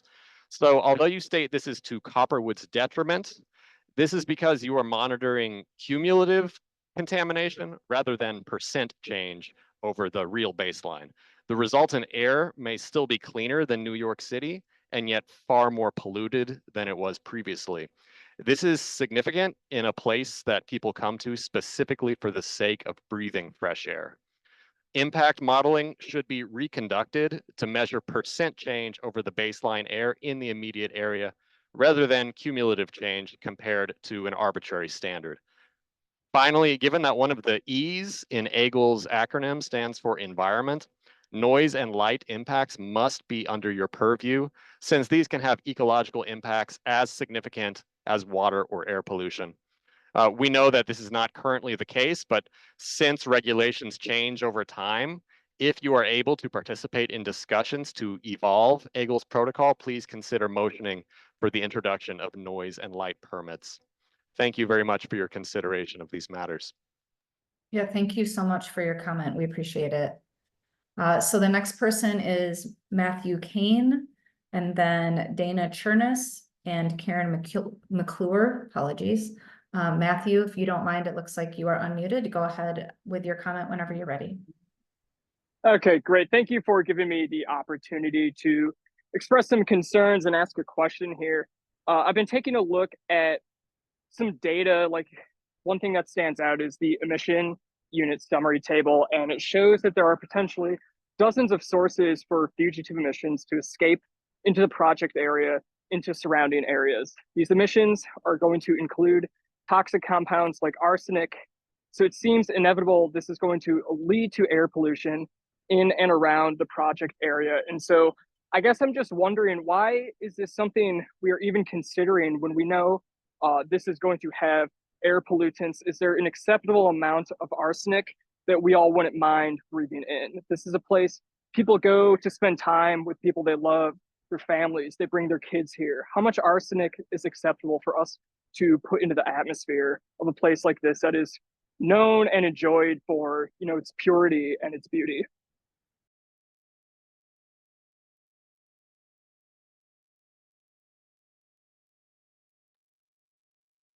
Matthew, is that the end of your comment? I just want to make sure. Yes, thank you. I'll yield the rest of my time. Thanks. Okay, thank you. No, appreciate that. I wanted to make sure we just hadn't lost your connection. So appreciate you clarifying. So the next person is going to be Karen McClure, and then after that, we'll have Michael McGrath and Jen Kemp will be the next ones. If those folks could raise their hand, that would be helpful. Karen McClure, whenever you're ready, you can go ahead and start your comment. Yes, thank you for taking my comment. We operate a small Airbnb business in Gogebic County, and we count on guests from everywhere, really all over the world outside of Michigan, who visit this area to experience something really special. And this pristine, unspoiled wilderness area, the beautiful lake, the air that is like nowhere else in its purity. And you all have a very important job here, upholding standards, setting standards, and doing these permits for protecting areas like this. But my understanding is that the standards set for this, others have described this much more eloquently than I can, but the standards set for these emissions of toxic pollution are from a very different ecosystem than this, it sounds like, where there is a highway, forest, it's maybe on a forest edge, but near a highway, not far from a big city. Our ecosystem in this area is very different, and we require, I would say, very different standards. I realize that maybe your hands are tied on this, but I need to make my feelings known on this, and I would greatly encourage whatever efforts could be made to have more rigorous monitoring, perhaps looking at different standards. Of course, I would prefer that this project did not go forward at all, but I appreciate this opportunity to make my feelings known, and I greatly appreciate this meeting, and thank you so much. Yeah, thank you very much for your comment. So the next person is going to be Michael McGrath, and then we have Guy Ryder and Diana Oppenheim. So Michael McGrath, whenever you are ready, if you please just state your name and any affiliation for the record. Hi, Michael McGrath, Gogebic County, Waters Meet. Thank you for giving me a chance to speak and for explaining some things this evening. I just want to say that the pristine air around Lake Superior and the Porcupine Mountains, any pollution that comes from the proposed mine is going to contaminate the air.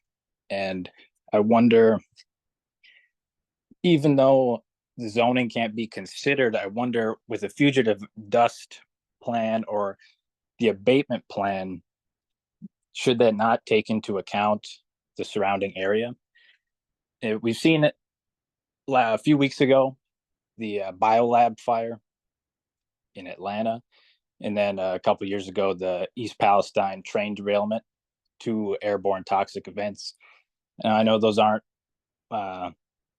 the same industries as mining, but the agencies failed to protect the environment and the surrounding area and people when those 2 incidents occurred. And so I wonder if the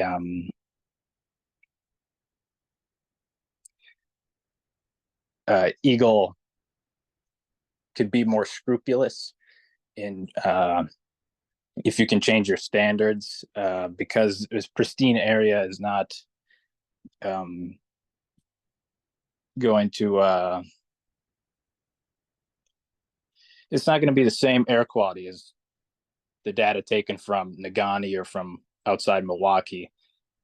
And I would request that Copperwood resubmit their draft to address these concerns of a fugitive particle plan near Porcupine Mountain State Park, and to address the unreliable estimates of the Foth company that whose data has been used. Yeah, that should be all. Thank you. No, thank you for your comment.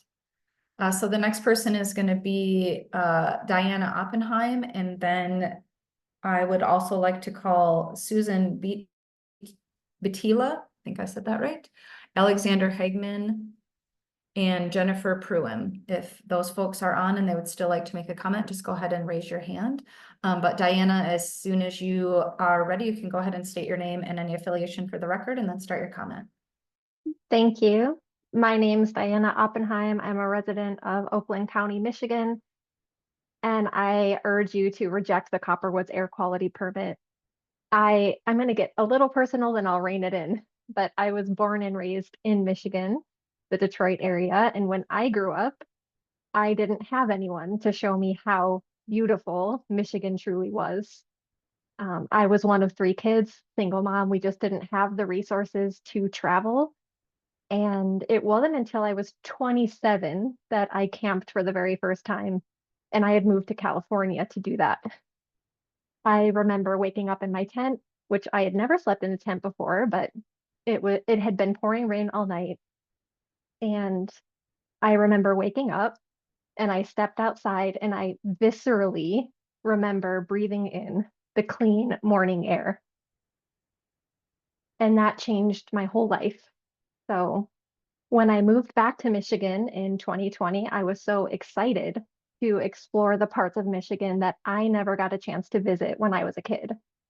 Places like Lake Superior, places like the Porcupine Mountains.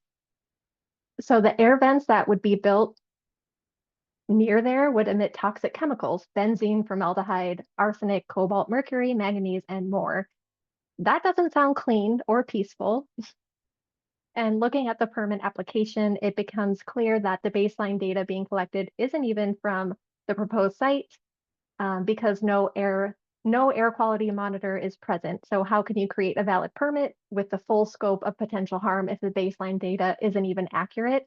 And I will second Tom when he mentioned that the percentage change needs to be considered versus just accumulative data from random other sites. So we need, I would love to see an actual air quality monitor installed. And I know that someone mentioned it's intrusive to install an air monitor but a mine is intrusive to an area. So I think installing an air quality monitor to get actual relevant data would be super helpful for the permit process. I would also like to see the contractors who are authored for the permit, Foth Infrastructure. I looked into their track record and it's extremely poor. So for example, in the case of the Flambeau mine, their projections for copper, iron, and manganese contamination were off by a factor of 58, 47, and 76 respectively. And sulfite contamination was twice as high in their models. So I think the company needs actually new contractors to author a new permit. So I beg you, the world does not need more mines. It does not need more polluted air. The world needs more clean air. And you have a chance to deny a permit and protect this ecosystem. I'll also second Nicole, who spoke first, that the ecological lives, the trees, the plants, the animals will all be impacted as well, not just human health. So please reject this permit. Thank you. Thank you so much for your comment. So the next folks we are going to get to is Alexandra Hagman, Jennifer Pruitt, and then Milton Cummings would be the next one. So Alexandra, whenever you are ready, please state your name and any affiliation for the record, and then you can go ahead with your comment. Thank you. My name is Alex Hagman. I have no affiliation directly, but I am a resident of Oakland County in southeastern Michigan. I am here to speak today because I do not agree with the mine here and want to speak from a different perspective related more to carbon and climate change in our world today. As several of you have mentioned, we've seen several incidents and tragedies in our recent current events, also including Carolina and Florida with hurricanes affecting those areas, different airborne events with different facilities across the country. And so I wanted to speak to carbon specifically about the oldest old wood forest that is here in the Porcupine Mountains. We recognize carbon in both a new carbon state and old carbon state. We look at regenerative carbon, new carbon. We look at old carbon, fossil fuels, things that are taken out of the ground. This forest is extremely important for the ecosystem there and has been for the entirety of its existence. The old trees there, and new trees, in fact, are one of the most important carbon capture systems there, cycling it through, through the trees, through the soil. And this project will be introducing a lot more old carbon and, in fact, mining old carbon out of the ground. As we've learned through scientific studies and through climate reports, we cannot reuse old carbon in the same way, and it will have a disastrous effect on the ecosystem there, not only in the air, but of course in the soil, in the water systems, and that damage cannot be remediated in an acceptable way to back to its original state. Thank you for giving me the time to speak today. And from a personal note, I do not agree with this mine. And second, several others in this comment that I don't think this would be beneficial for the area, for Michigan, and of course for public health. Thank you. Thank you, Alex, for your comment. So the next person is going to be Jennifer Pruitt, and then we are also looking for JC or Jackie Christensen and Seth Potts, if those folks are on, as well as Deborah Topping. So if those three folks are on, that would be great.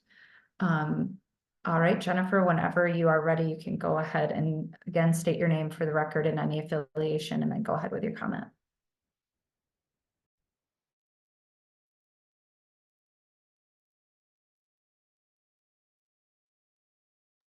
All right, well, it looks like, let's try to unmute you one more time here.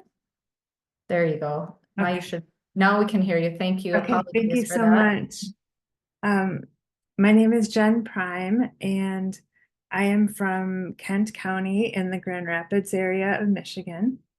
Thank you, everyone who's spoken, and the actually very clear presentation at the beginning. I didn't know what to expect, and I learned quite a bit. So thank you. I'm similar to many people here. I've heard a lot of people talking about what a special area the Porcupine Mountains is, and which is why so many people want to speak. And it's just not the same as, we don't want pollution anywhere, but especially in these, there's so few pristine places left. And as somebody who likes to do things like camping and backpacking, I love to find those places where you can have an extensive area, not just a mile or two, but an extensive area where you can go. And there's very few left, even in our state. And the Porcupine Mountains is a treasure that we should protect, in my opinion, from keep it pristine and protect it from any more pollution. I just have a couple, most people have said a lot of the things I wanted to say.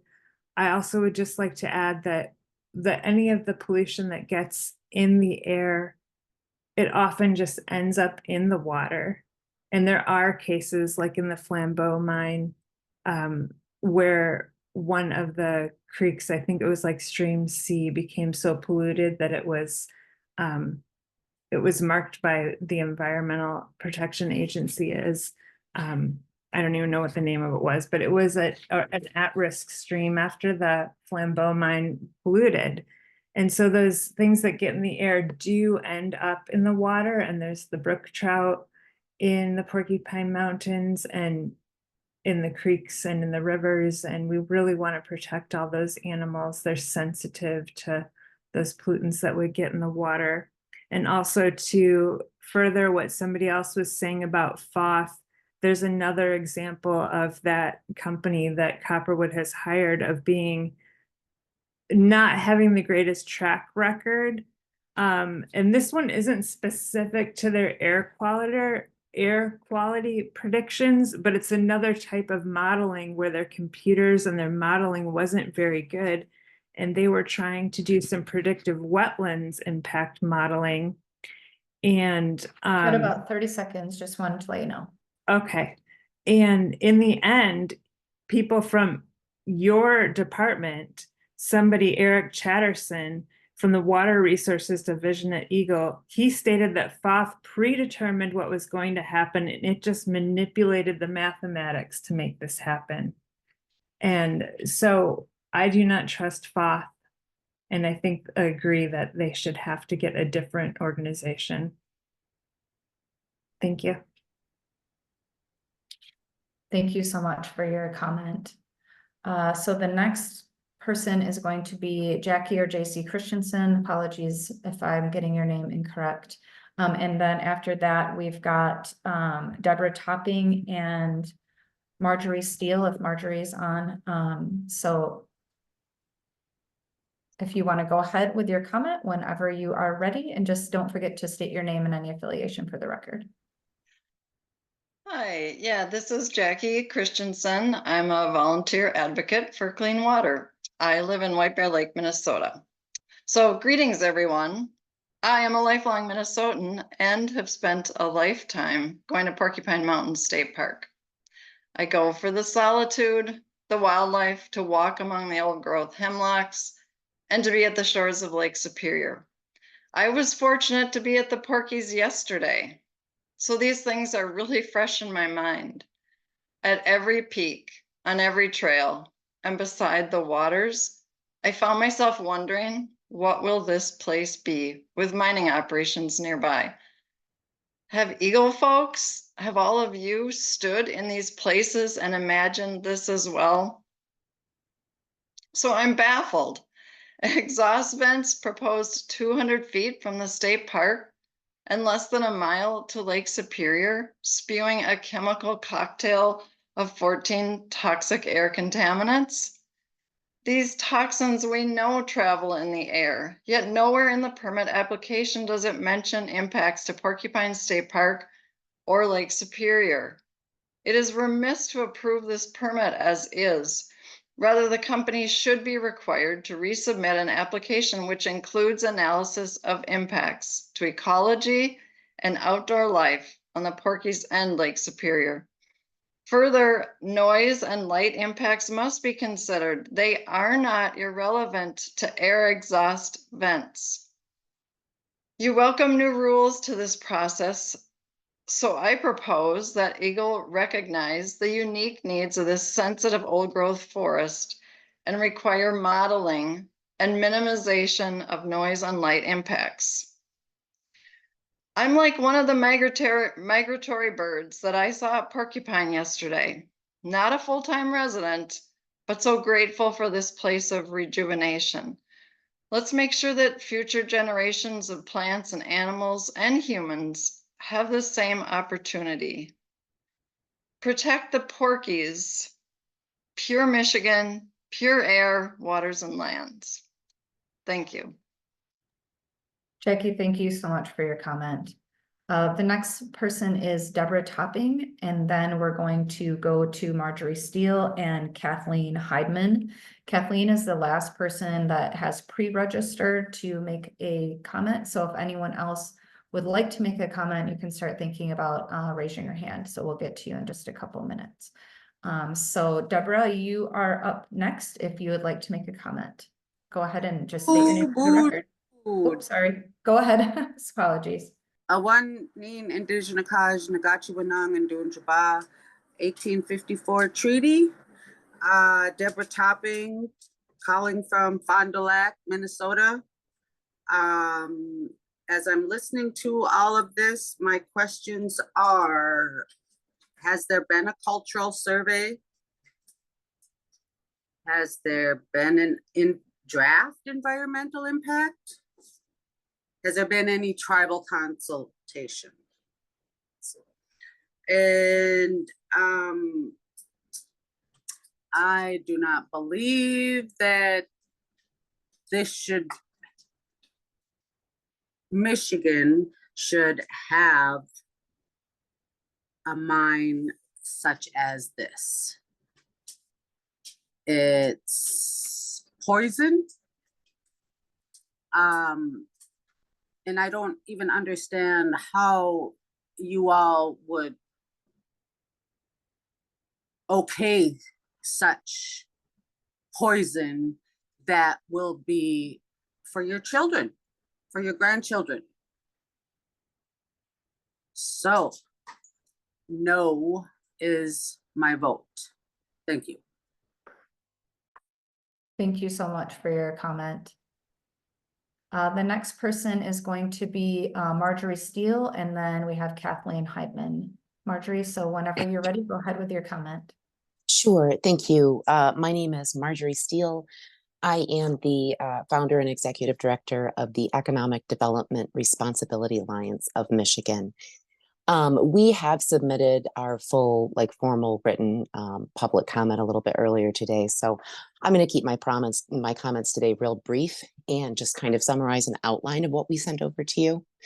And I can refer you to that document for more information. So I understand our concerns are essentially broken down into two categories, that which are directly relevant to the permitting criteria, which you mentioned, under AAAQS, and then those which are relevant to EGLE's general mandate, but which you have mentioned are not potentially salient to permitting criteria. So first of all, there's a number of inadequacies, in Copperwood's air quality permit application.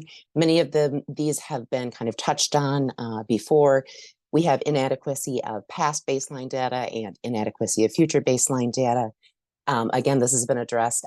It makes scientific sense to do baseline data sampling from the sites that you're going to be measuring. It's as simple as that. Proven unreliability and incompetence of the environmental contractor, FOTH Infrastructure. It's my understanding that EPA employees have actually had to testify in court about the fraudulent and misrepresenting data that Foth Infrastructure has brought forward on previous similar projects. I don't know how many times contractors have to demonstrate bad faith with our federal and state regulatory agencies before their data is no longer accepted. And then last, the fact that air dispersion models are incomplete, which makes it impossible to judge environmental impacts in the surrounding areas.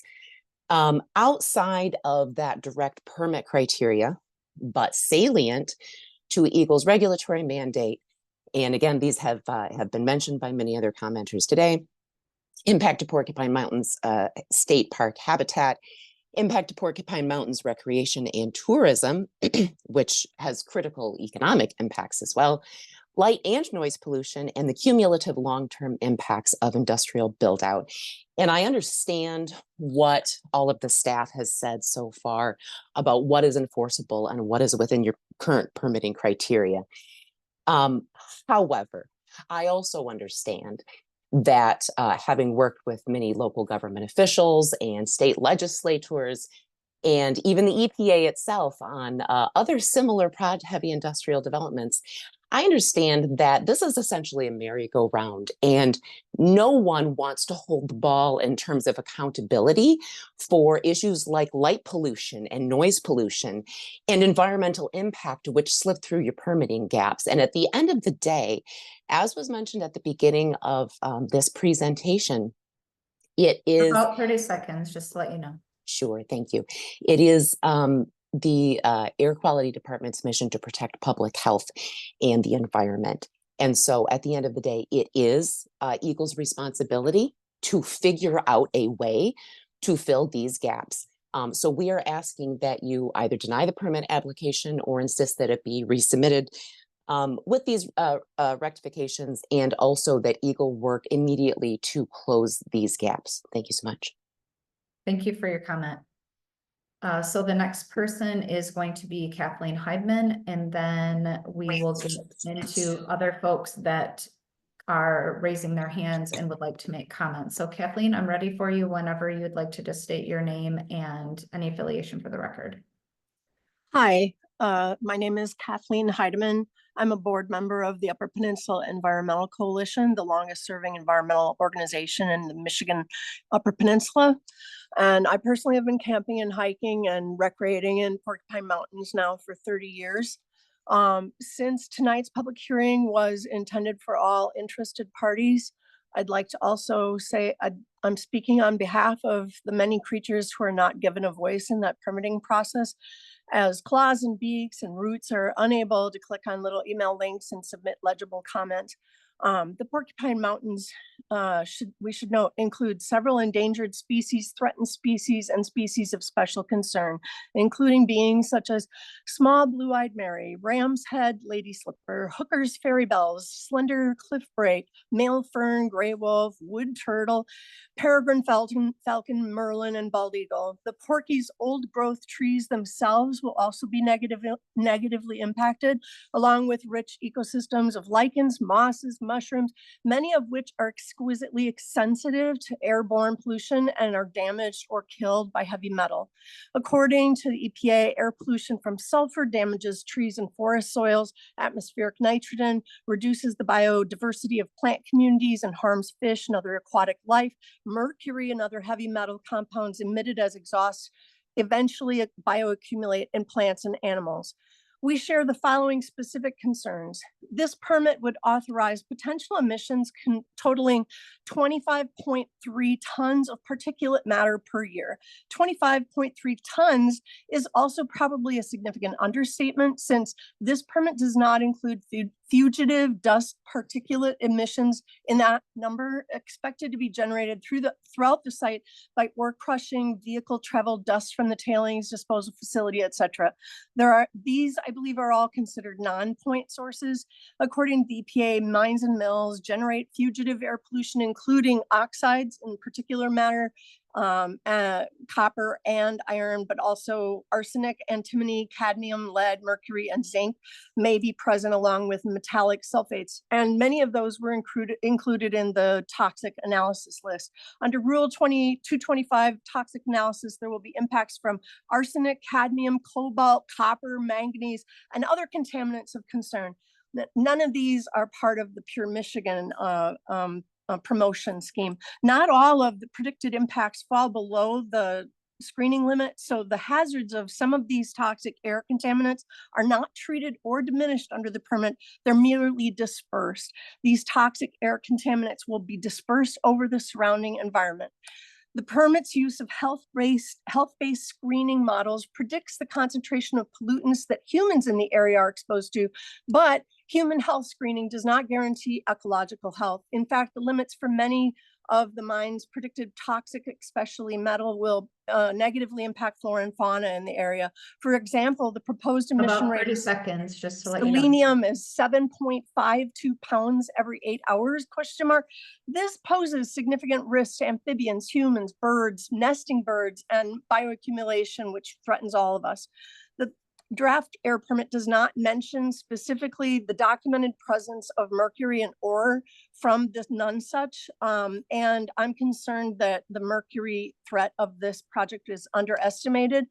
And Kathleen, your time is up. I just want to let you know. So if you could Thank wrap you it up, very that'd be much. great. Yeah, thank you very much. We're asking for 2 special conditions on the stack test because they're too limited in scope, and we'd like real-time monitoring of the actual presence of metals. Thanks so much for considering our comments. Nope, thank you so much for your comments. Appreciate that. Okay, so there's a couple people that have their hands up to give comments. I'm just going to call you in the order that your hands were raised. And then if anyone else would like to make a comment, please go ahead and raise your hand now. So the first 3 that we're going to get to in this order are Kevin Kane, Margaret Zandmiller, and N. Sparling. So Kevin Kane, you are going to be first. You should be able to go ahead and state your name and start your comment whenever you're ready. Howdy, my name is Kevin Kane. I appreciate, y'all giving us the opportunity to speak. I'm a physician completing my medical specialty training in psychiatry out of state. However, I grew up in Wayne County. Even though I currently live out of state, I travel back to the Porcupine Mountains every year with family and friends to visit the natural and pristine beauty of the area. I have some big concerns about the effects of the mine on, the ability for all of us to enjoy that natural, pristine beauty of the area, Porcupine Mountains specifically. Additionally, as a medical professional, I have concerns that the standards regulating the safe level of toxic pollutants are inadequate. We know that in areas, looking at research, the areas with increased air pollutants, even though they fall oftentimes within these established regulatory guidelines, they're still associated with a variety of affective, psychotic, and neurocognitive disorders. In my work as a physician, when we're discussing an intervention, we take into account the risks and benefits. In the case of this mine, it appears that we have several known risks to the health of the local residents. What's the benefit? I have a hard time seeing that. Seems that perhaps a few might benefit from the, construction of this mine to the detriment of the health and well-being of others, people living in this area. I would encourage a more thorough investigation into the health effects this mine will cause and the economic impacts that will be borne by the local taxpayers to provide care to the affected individuals. Thanks. Yeah, thank you so much for your comment. So the next 3 are going to be Margaret Zandmiller, and Sparling, and Catherine Andrews. So Margaret, whenever you're ready, go ahead and state your name for the record and any affiliation, please. Hi, my name is Margaret Zandmiller, and I'm a Minnesotan. I started visiting the Porcupine Mountains in 2021, and I will be returning for my 5th visit this summer. This past June, however, I learned that the air, the wildlife, the campground, and the lake are all in danger of the senseless pollution from the proposed Copperwood mine. In the state park, the air is so pure that I somehow feel clean during a 4-day backcountry camping trip in the middle of July. I believe this will be gone with the sulfide and heavy metal filled 1,971 pounds of waste for every 29 pounds of copper that the Copperwood mining project offers, this contamination will obviously chip away at the pure Michigan air. Commentators tonight have mentioned that your hands are tied, and I politely disagree with that. Our hands are never tied. I encourage you to use your position of power to challenge both Copperwood and the unsafe laws that continue to allow immense pollution in this country. You are not powerless, and I believe you can do something great with your power. As a Minnesotan and visitor of Michigan, I ask that you reject this permit. Thank you for your time. Thank you so much for your comment. Catherine Andrews is the next person to be able to make a comment, and I don't have any other hands raised. I just want to let folks know, like I said, we're happy to take further comments tonight. If you want to raise your hand, thank you. Patricia Hamill, you'll be right after Catherine, if you don't mind. Oh, there you go. So actually, after Catherine, we'll go to N. Sparling. Not sure what's going on there, but I think we've got some hand raising issues, and I know you've had your hand raised for a bit. So we'll do Catherine Andrews and Sparling, and then Patricia Hamill. And if anyone else would like to make a comment tonight, if you want to go ahead and raise your hand now, that would be wonderful. So Catherine, whenever you are ready, go ahead and state your name and affiliation for the record. Can you hear me? Yeah, you sound great. Thank you. My name's Catherine Andrews. I'm a resident of Gogebic County. And I'd like to, my affiliations are, I'm a founding member of the Peter Wolf chapter of the North Country Trail. I'm also a founding member of FOLK, Friends of the Land of Keweenaw. I'm affiliated also with the Upper Peninsula Environmental Coalition. I want to remind you that the mining locations are referred to as sacrifice zones. And I think we need to keep that in mind, because what we're actually doing is we're sacrificing the areas that mines are built in.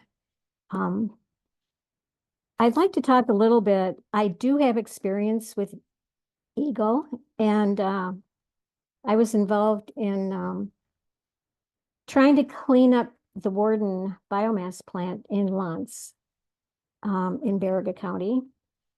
And it took about 5 years. I worked with EGLE, not just me, but a lot of local residents as well.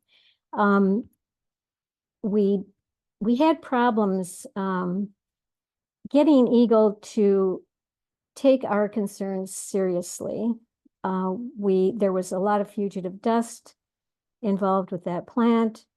Finally, after not making much progress, we had to go to the EPA Region 5, and they did come up to our community, and we had public hearings with them, and they helped encourage EGLE to actually put up some devices to measure the fugitive dust. In the meantime, the plant had completely failed their stack test. They had twice the amount of hydrogen chloride coming out of the stack than they were permitted to have. Happily, I will tell you, the plant has improved immensely since those years. So I don't have any complaints about that. But what I want to say is a lot of the pollutants that you're talking about today, nitrogen oxides, sulfur dioxides, carbon monoxide, lead, particulate matter, volks, and HAPs. All these toxic air contaminants are similar to the ones that were coming out of the Warden plant. Part of the EPA involvement was to have the ATSDR, which is the Agency for Toxic Substances and Disease Registry, do a report on the emissions of that plant, which we were very happy. I mean, we worked hard to get them to do that. Catherine, you've got about 30 seconds. I just want to let you know. Thank you. When we got the report back, it said that all these pollutants were in the range acceptable range. But what it didn't answer was it didn't talk about the bioaccumulative effects of these toxins and how they interact with each other.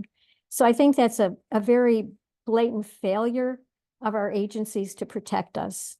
They will say, well, these individual pollutants are okay and they're within the standards, but they never take the next step to prove that the interactions of these pollutants with each other, what those harms are. So I thank you very much for having this hearing tonight and for giving me the opportunity to speak. Thank you. Yeah, thank you very much for your comment. So N. Sparling, you should be able to go ahead and make your comment. Let's just make sure you're unmuted here a minute. There we go. Can you get me? There you go. We All can- right. Sorry about the hand raise button before. I thought I had you on that I was on your list and I could take it down because I know how annoying that can be. Nope, you're fine. No problem. As far as the public comment, my name is Jeff Sparling, or N. Jeffrey Sparling, if we want to be real formal. I am a former resident of Keweenaw County, Marquette County, Brown County in Wisconsin, and currently live in Macomb County in the Lower Peninsula. And I am a property owner of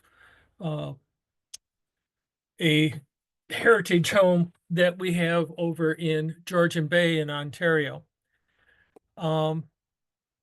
Just like to say that the reality is that air quality does affect local areas, but it also travels. It goes long distance, and long-term incursions are not considered in this report to any great extent. Mining companies in Keweenaw are long gone, but the detrimental tailings and associated dust that continually is stirred up travel and are evident over 100 years later.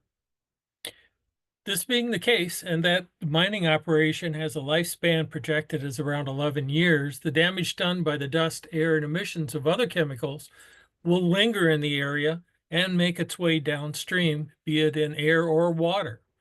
And as it comes through the air, it will settle into the water and into the land. Climate change is endangering the whole of humanity and all of life on Earth. We should be doing what we could to help mitigate that rather than continue to promote it. The noise and light pollution are not being considered due to the regulations that you've mentioned before. Please make it a point to recommend changes for this to be considered. The legislators seek advice from you as the agency experts, and if advocated to them from you, may make a difference in the future if we cannot now. Just because the Porkies are not given a more stringent air quality standard like the Seney Refuge does not mean that we should not consider it in a similar manner. It impacts us long and short term, and it is not worth the profit that the company might gain, most of which will all leave the area and not stay for economic benefits long term. But to think about what's happening. I have grandchildren in Iowa that I would like to take up to the Porkies and show them what this continent was before all the people came and changed it. So I see my timer says that I'm done. And so therefore I am. Thank you. Thank you very much for your comment. I was giving you a little bit extra time. I haven't started the timer till after people said their names and affiliations, just to make sure you guys got everything you wanted to say in. So the last person that I have with their hand up is Patricia Hamill. If there's anyone else who would like to make a comment tonight, go ahead and raise your hand now. We'd really appreciate that. And then just keep your hand up so that I can see that you're still on the list. That just brings you to the top for me, since we do still have quite a few people on tonight. So Patricia, whenever you're ready, go ahead. And again, just like everyone else, if you don't mind stating your name and any affiliation for the record, and then start your comment. Okay, thank you. My name is Patricia Hamill. I'm a member of the National Lawyers Guild, but I'm not speaking on behalf of that organization. And I live in Anago in Langlade County, north central Wisconsin. But I've been to the Porkies many times after a friend of mine said, well, you really have to go up there. It's like the only wild place left in the upper Midwest. And I've lived, all over the upper Midwest, and it is unique. There's nothing like it in any place that I've lived. I was part of an organization, Madison Action for Mining Alternatives. We worked on frac sand mining in Wisconsin, and particulate emissions was a big issue there. And some scientists and a professor with his students at UW-Eau Claire did some studies that found that the particulate emissions from the frac sand mining, from the crushing and milling of the sand for hydraulic fracking, was much higher than what the company estimated or the DNR was reporting. And they ended up in court, and the approval of at least one mining permit was reversed after they found that it really would affect the ecology of the area around Black River Falls. So we don't think monitoring and predictions produced by the company are trustworthy. There are regulations in Wisconsin of sand mining regarding noise and light pollution and the hours of operation and the traffic that the sand mining caused trains to back up, traffic in the local areas, and it was a real problem for some local residents who needed to get places using their cars. So tailings piles do emit dust long after the mine is no longer operating. That's something that should be considered. The economic impact. I, for one, am not going to be as likely to go camping in the Porkies anymore if there's a sulfide mine next door that's emitting air pollution, water pollution, and other pollution. So I'd urge you to take the predictions and monitoring of the organization of the Copperwood Company with a grain of salt. And it concerns me that it doesn't sound like there is that much monitoring of the mining going on up there. So I hope you will look a little more closely at what's been presented to you, and maybe make the mining company do a little more, do some more independent research. Thank you so much That's for your comment. Thank you, appreciate it. So I have a couple other folks that have their hand up. The first one is Libby Bent and then Brandy Sweet. And again, if anyone else would like to make a comment, we're happy to stay on to so that you can do that. Libby, you are all set to go whenever you are ready. Yeah, thank you. My name is Libby Bent, and I live in Duluth, Minnesota, and I'm with Duluth for Clean Water. Listening to the speakers tonight, I just have one request. Please don't just go into business as usual mode and check a box and move on. Please listen to these comments, really listen. And then, as Margaret said, use your power and do the right thing. Please act for health, for the ecology, and for life. Thank you. Thank you very much for your comment. Brandy Sweet, you're going to be next. So you should be set whenever you're ready. Just make sure you state your name and any affiliation for the record. Hello, can you hear me? Yeah, you sound great. Thanks. Okay, my name is Brandy Sweet. I'm a member of EGLE of Michigan. I'm a resident of Mecosta County. I am just here to ask that you do not approve this permit or grant this permit, and to start to think of what you have heard here expressed all throughout the night. I'd like to iterate, sorry, I can't say the word, the fact that the cumulative pollutants are not taken into consideration when things are individualized. That's not really helpful when certain things do other things when they come into contact with each other. It would be nice if EGLE started to talk to legislators, like the other man had said, and spoke on behalf of things that should be taken into consideration ahead of time, and just also consider the plants and the animals that, you know, cannot speak for themselves, that how, when this air is going to be changed. I mean, whether it's to a supposed safe standard, the safe standard is still adding pollutants to the area and to the air. So when is enough going to be enough? I mean, we're supposed to be in a climate crisis, but yet we're risking our most needed natural pristine areas in the process. It's not adding up. People are very concerned here all across Michigan with, and again, you know, speaking of cumulative pollutants, you know, start to think about all of these projects that are coming to Michigan and coming into our natural, pristine, wild spaces that should be protected and seem to be being sold out for the next best technology and supposed progress. But what is progress or economic development or anything without the health of our environment and our people? So I would just like to ask EGLE to really start to, you know, like they said, not just check the boxes, not just whatever, but put your heart into it. Think of your grandchildren, think of the future generations and the plants and the animals and all these things that we actually do need to survive, which is clean air and clean water to begin with. And that becomes before everything. And I feel like it's just becoming last, and the safe standards of things just keep getting added up, and we really need EGLE to start to take action and enforcement. Thank you. Thank you for your comment. So Brandy was the last person that I had with their hand raised to make a comment tonight. I'll give you guys just a few seconds here to make sure that there's nobody else who would like to make a comment tonight. And if we don't have anyone, we'll go ahead and close the hearing.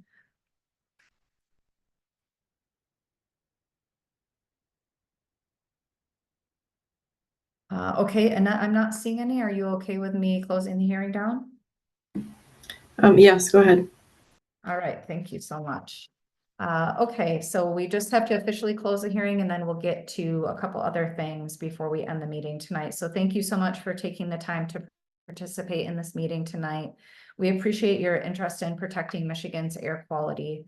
As indicated at the beginning of the hearing, the public comment period will close at midnight on November 13th, 2024.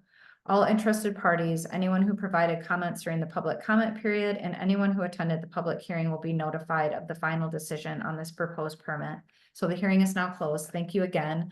So just a couple things to kind of wrap the evening up, just in case it's helpful for people. We talked a lot about you don't have to submit a comment tonight. It was great that we had so many comments. We always really appreciate that.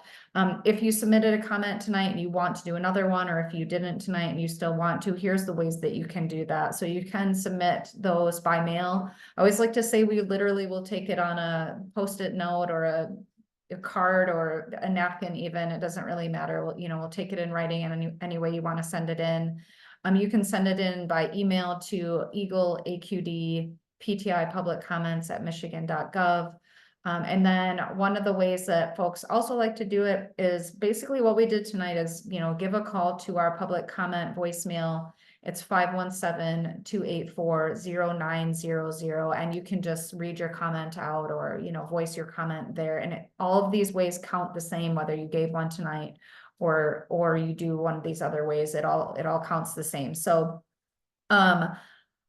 Caitlin shared a bunch of information in the chat, so thank you, Caitlin, for doing that. If you are looking for more information about this project before you make a comment or to share with someone who couldn't be here tonight or whatever the case may be, all of this information is at michigan.gov/EGLE Air Public Notice, and it's going to be on the open for comment under the permit section there. So just in case you're looking for that information again, what will you find there? So you'll find the proposed project summary. It's a very high level overview, even more high level than what we looked at tonight, what Andy kind of gave us a talk about. If you're looking to dig a little deeper, that technical fact sheet, I know Andy mentioned that's going to dig farther into the rules and regulations that apply to this project, the evaluation that was done during the review of the application, things like that. You can also look at those proposed permit terms and conditions, and we will post the link to this recording, although everyone on this call tonight will get that sent directly to their email as long as we have a valid email for you. And then lastly, who can you contact if you have more questions? So we had a lot of great questions tonight. Again, we always appreciate questions. That's why we do the information sessions, because we really hope to help you understand more of what's going on so that you can make a comment if you'd like to. But we're always happy to answer questions as well. So everybody that was on the panel is on here. So if you have questions about permits, reach out to Andy. If you only write one number down, that's okay. Any one of these folks can redirect your question if they aren't able to answer it. So we're also really happy to do that as well. So with that, want to thank everybody for joining. Like I mentioned, Caitlin will send a follow-up email to everybody. It will include a copy of the slides that we had tonight. It'll include a link to the recording, links to other information that we shared, a reminder of when the comment period closes, and things like that, just so hopefully you have all the information that you need. Reach out to us if you have any other questions. Otherwise, thank you so much again for everyone out of state from our tribal nations, and of course from Michigan for joining us this evening. We really appreciate it. Caitlin, whenever you're ready, you can go ahead and end the meeting for me.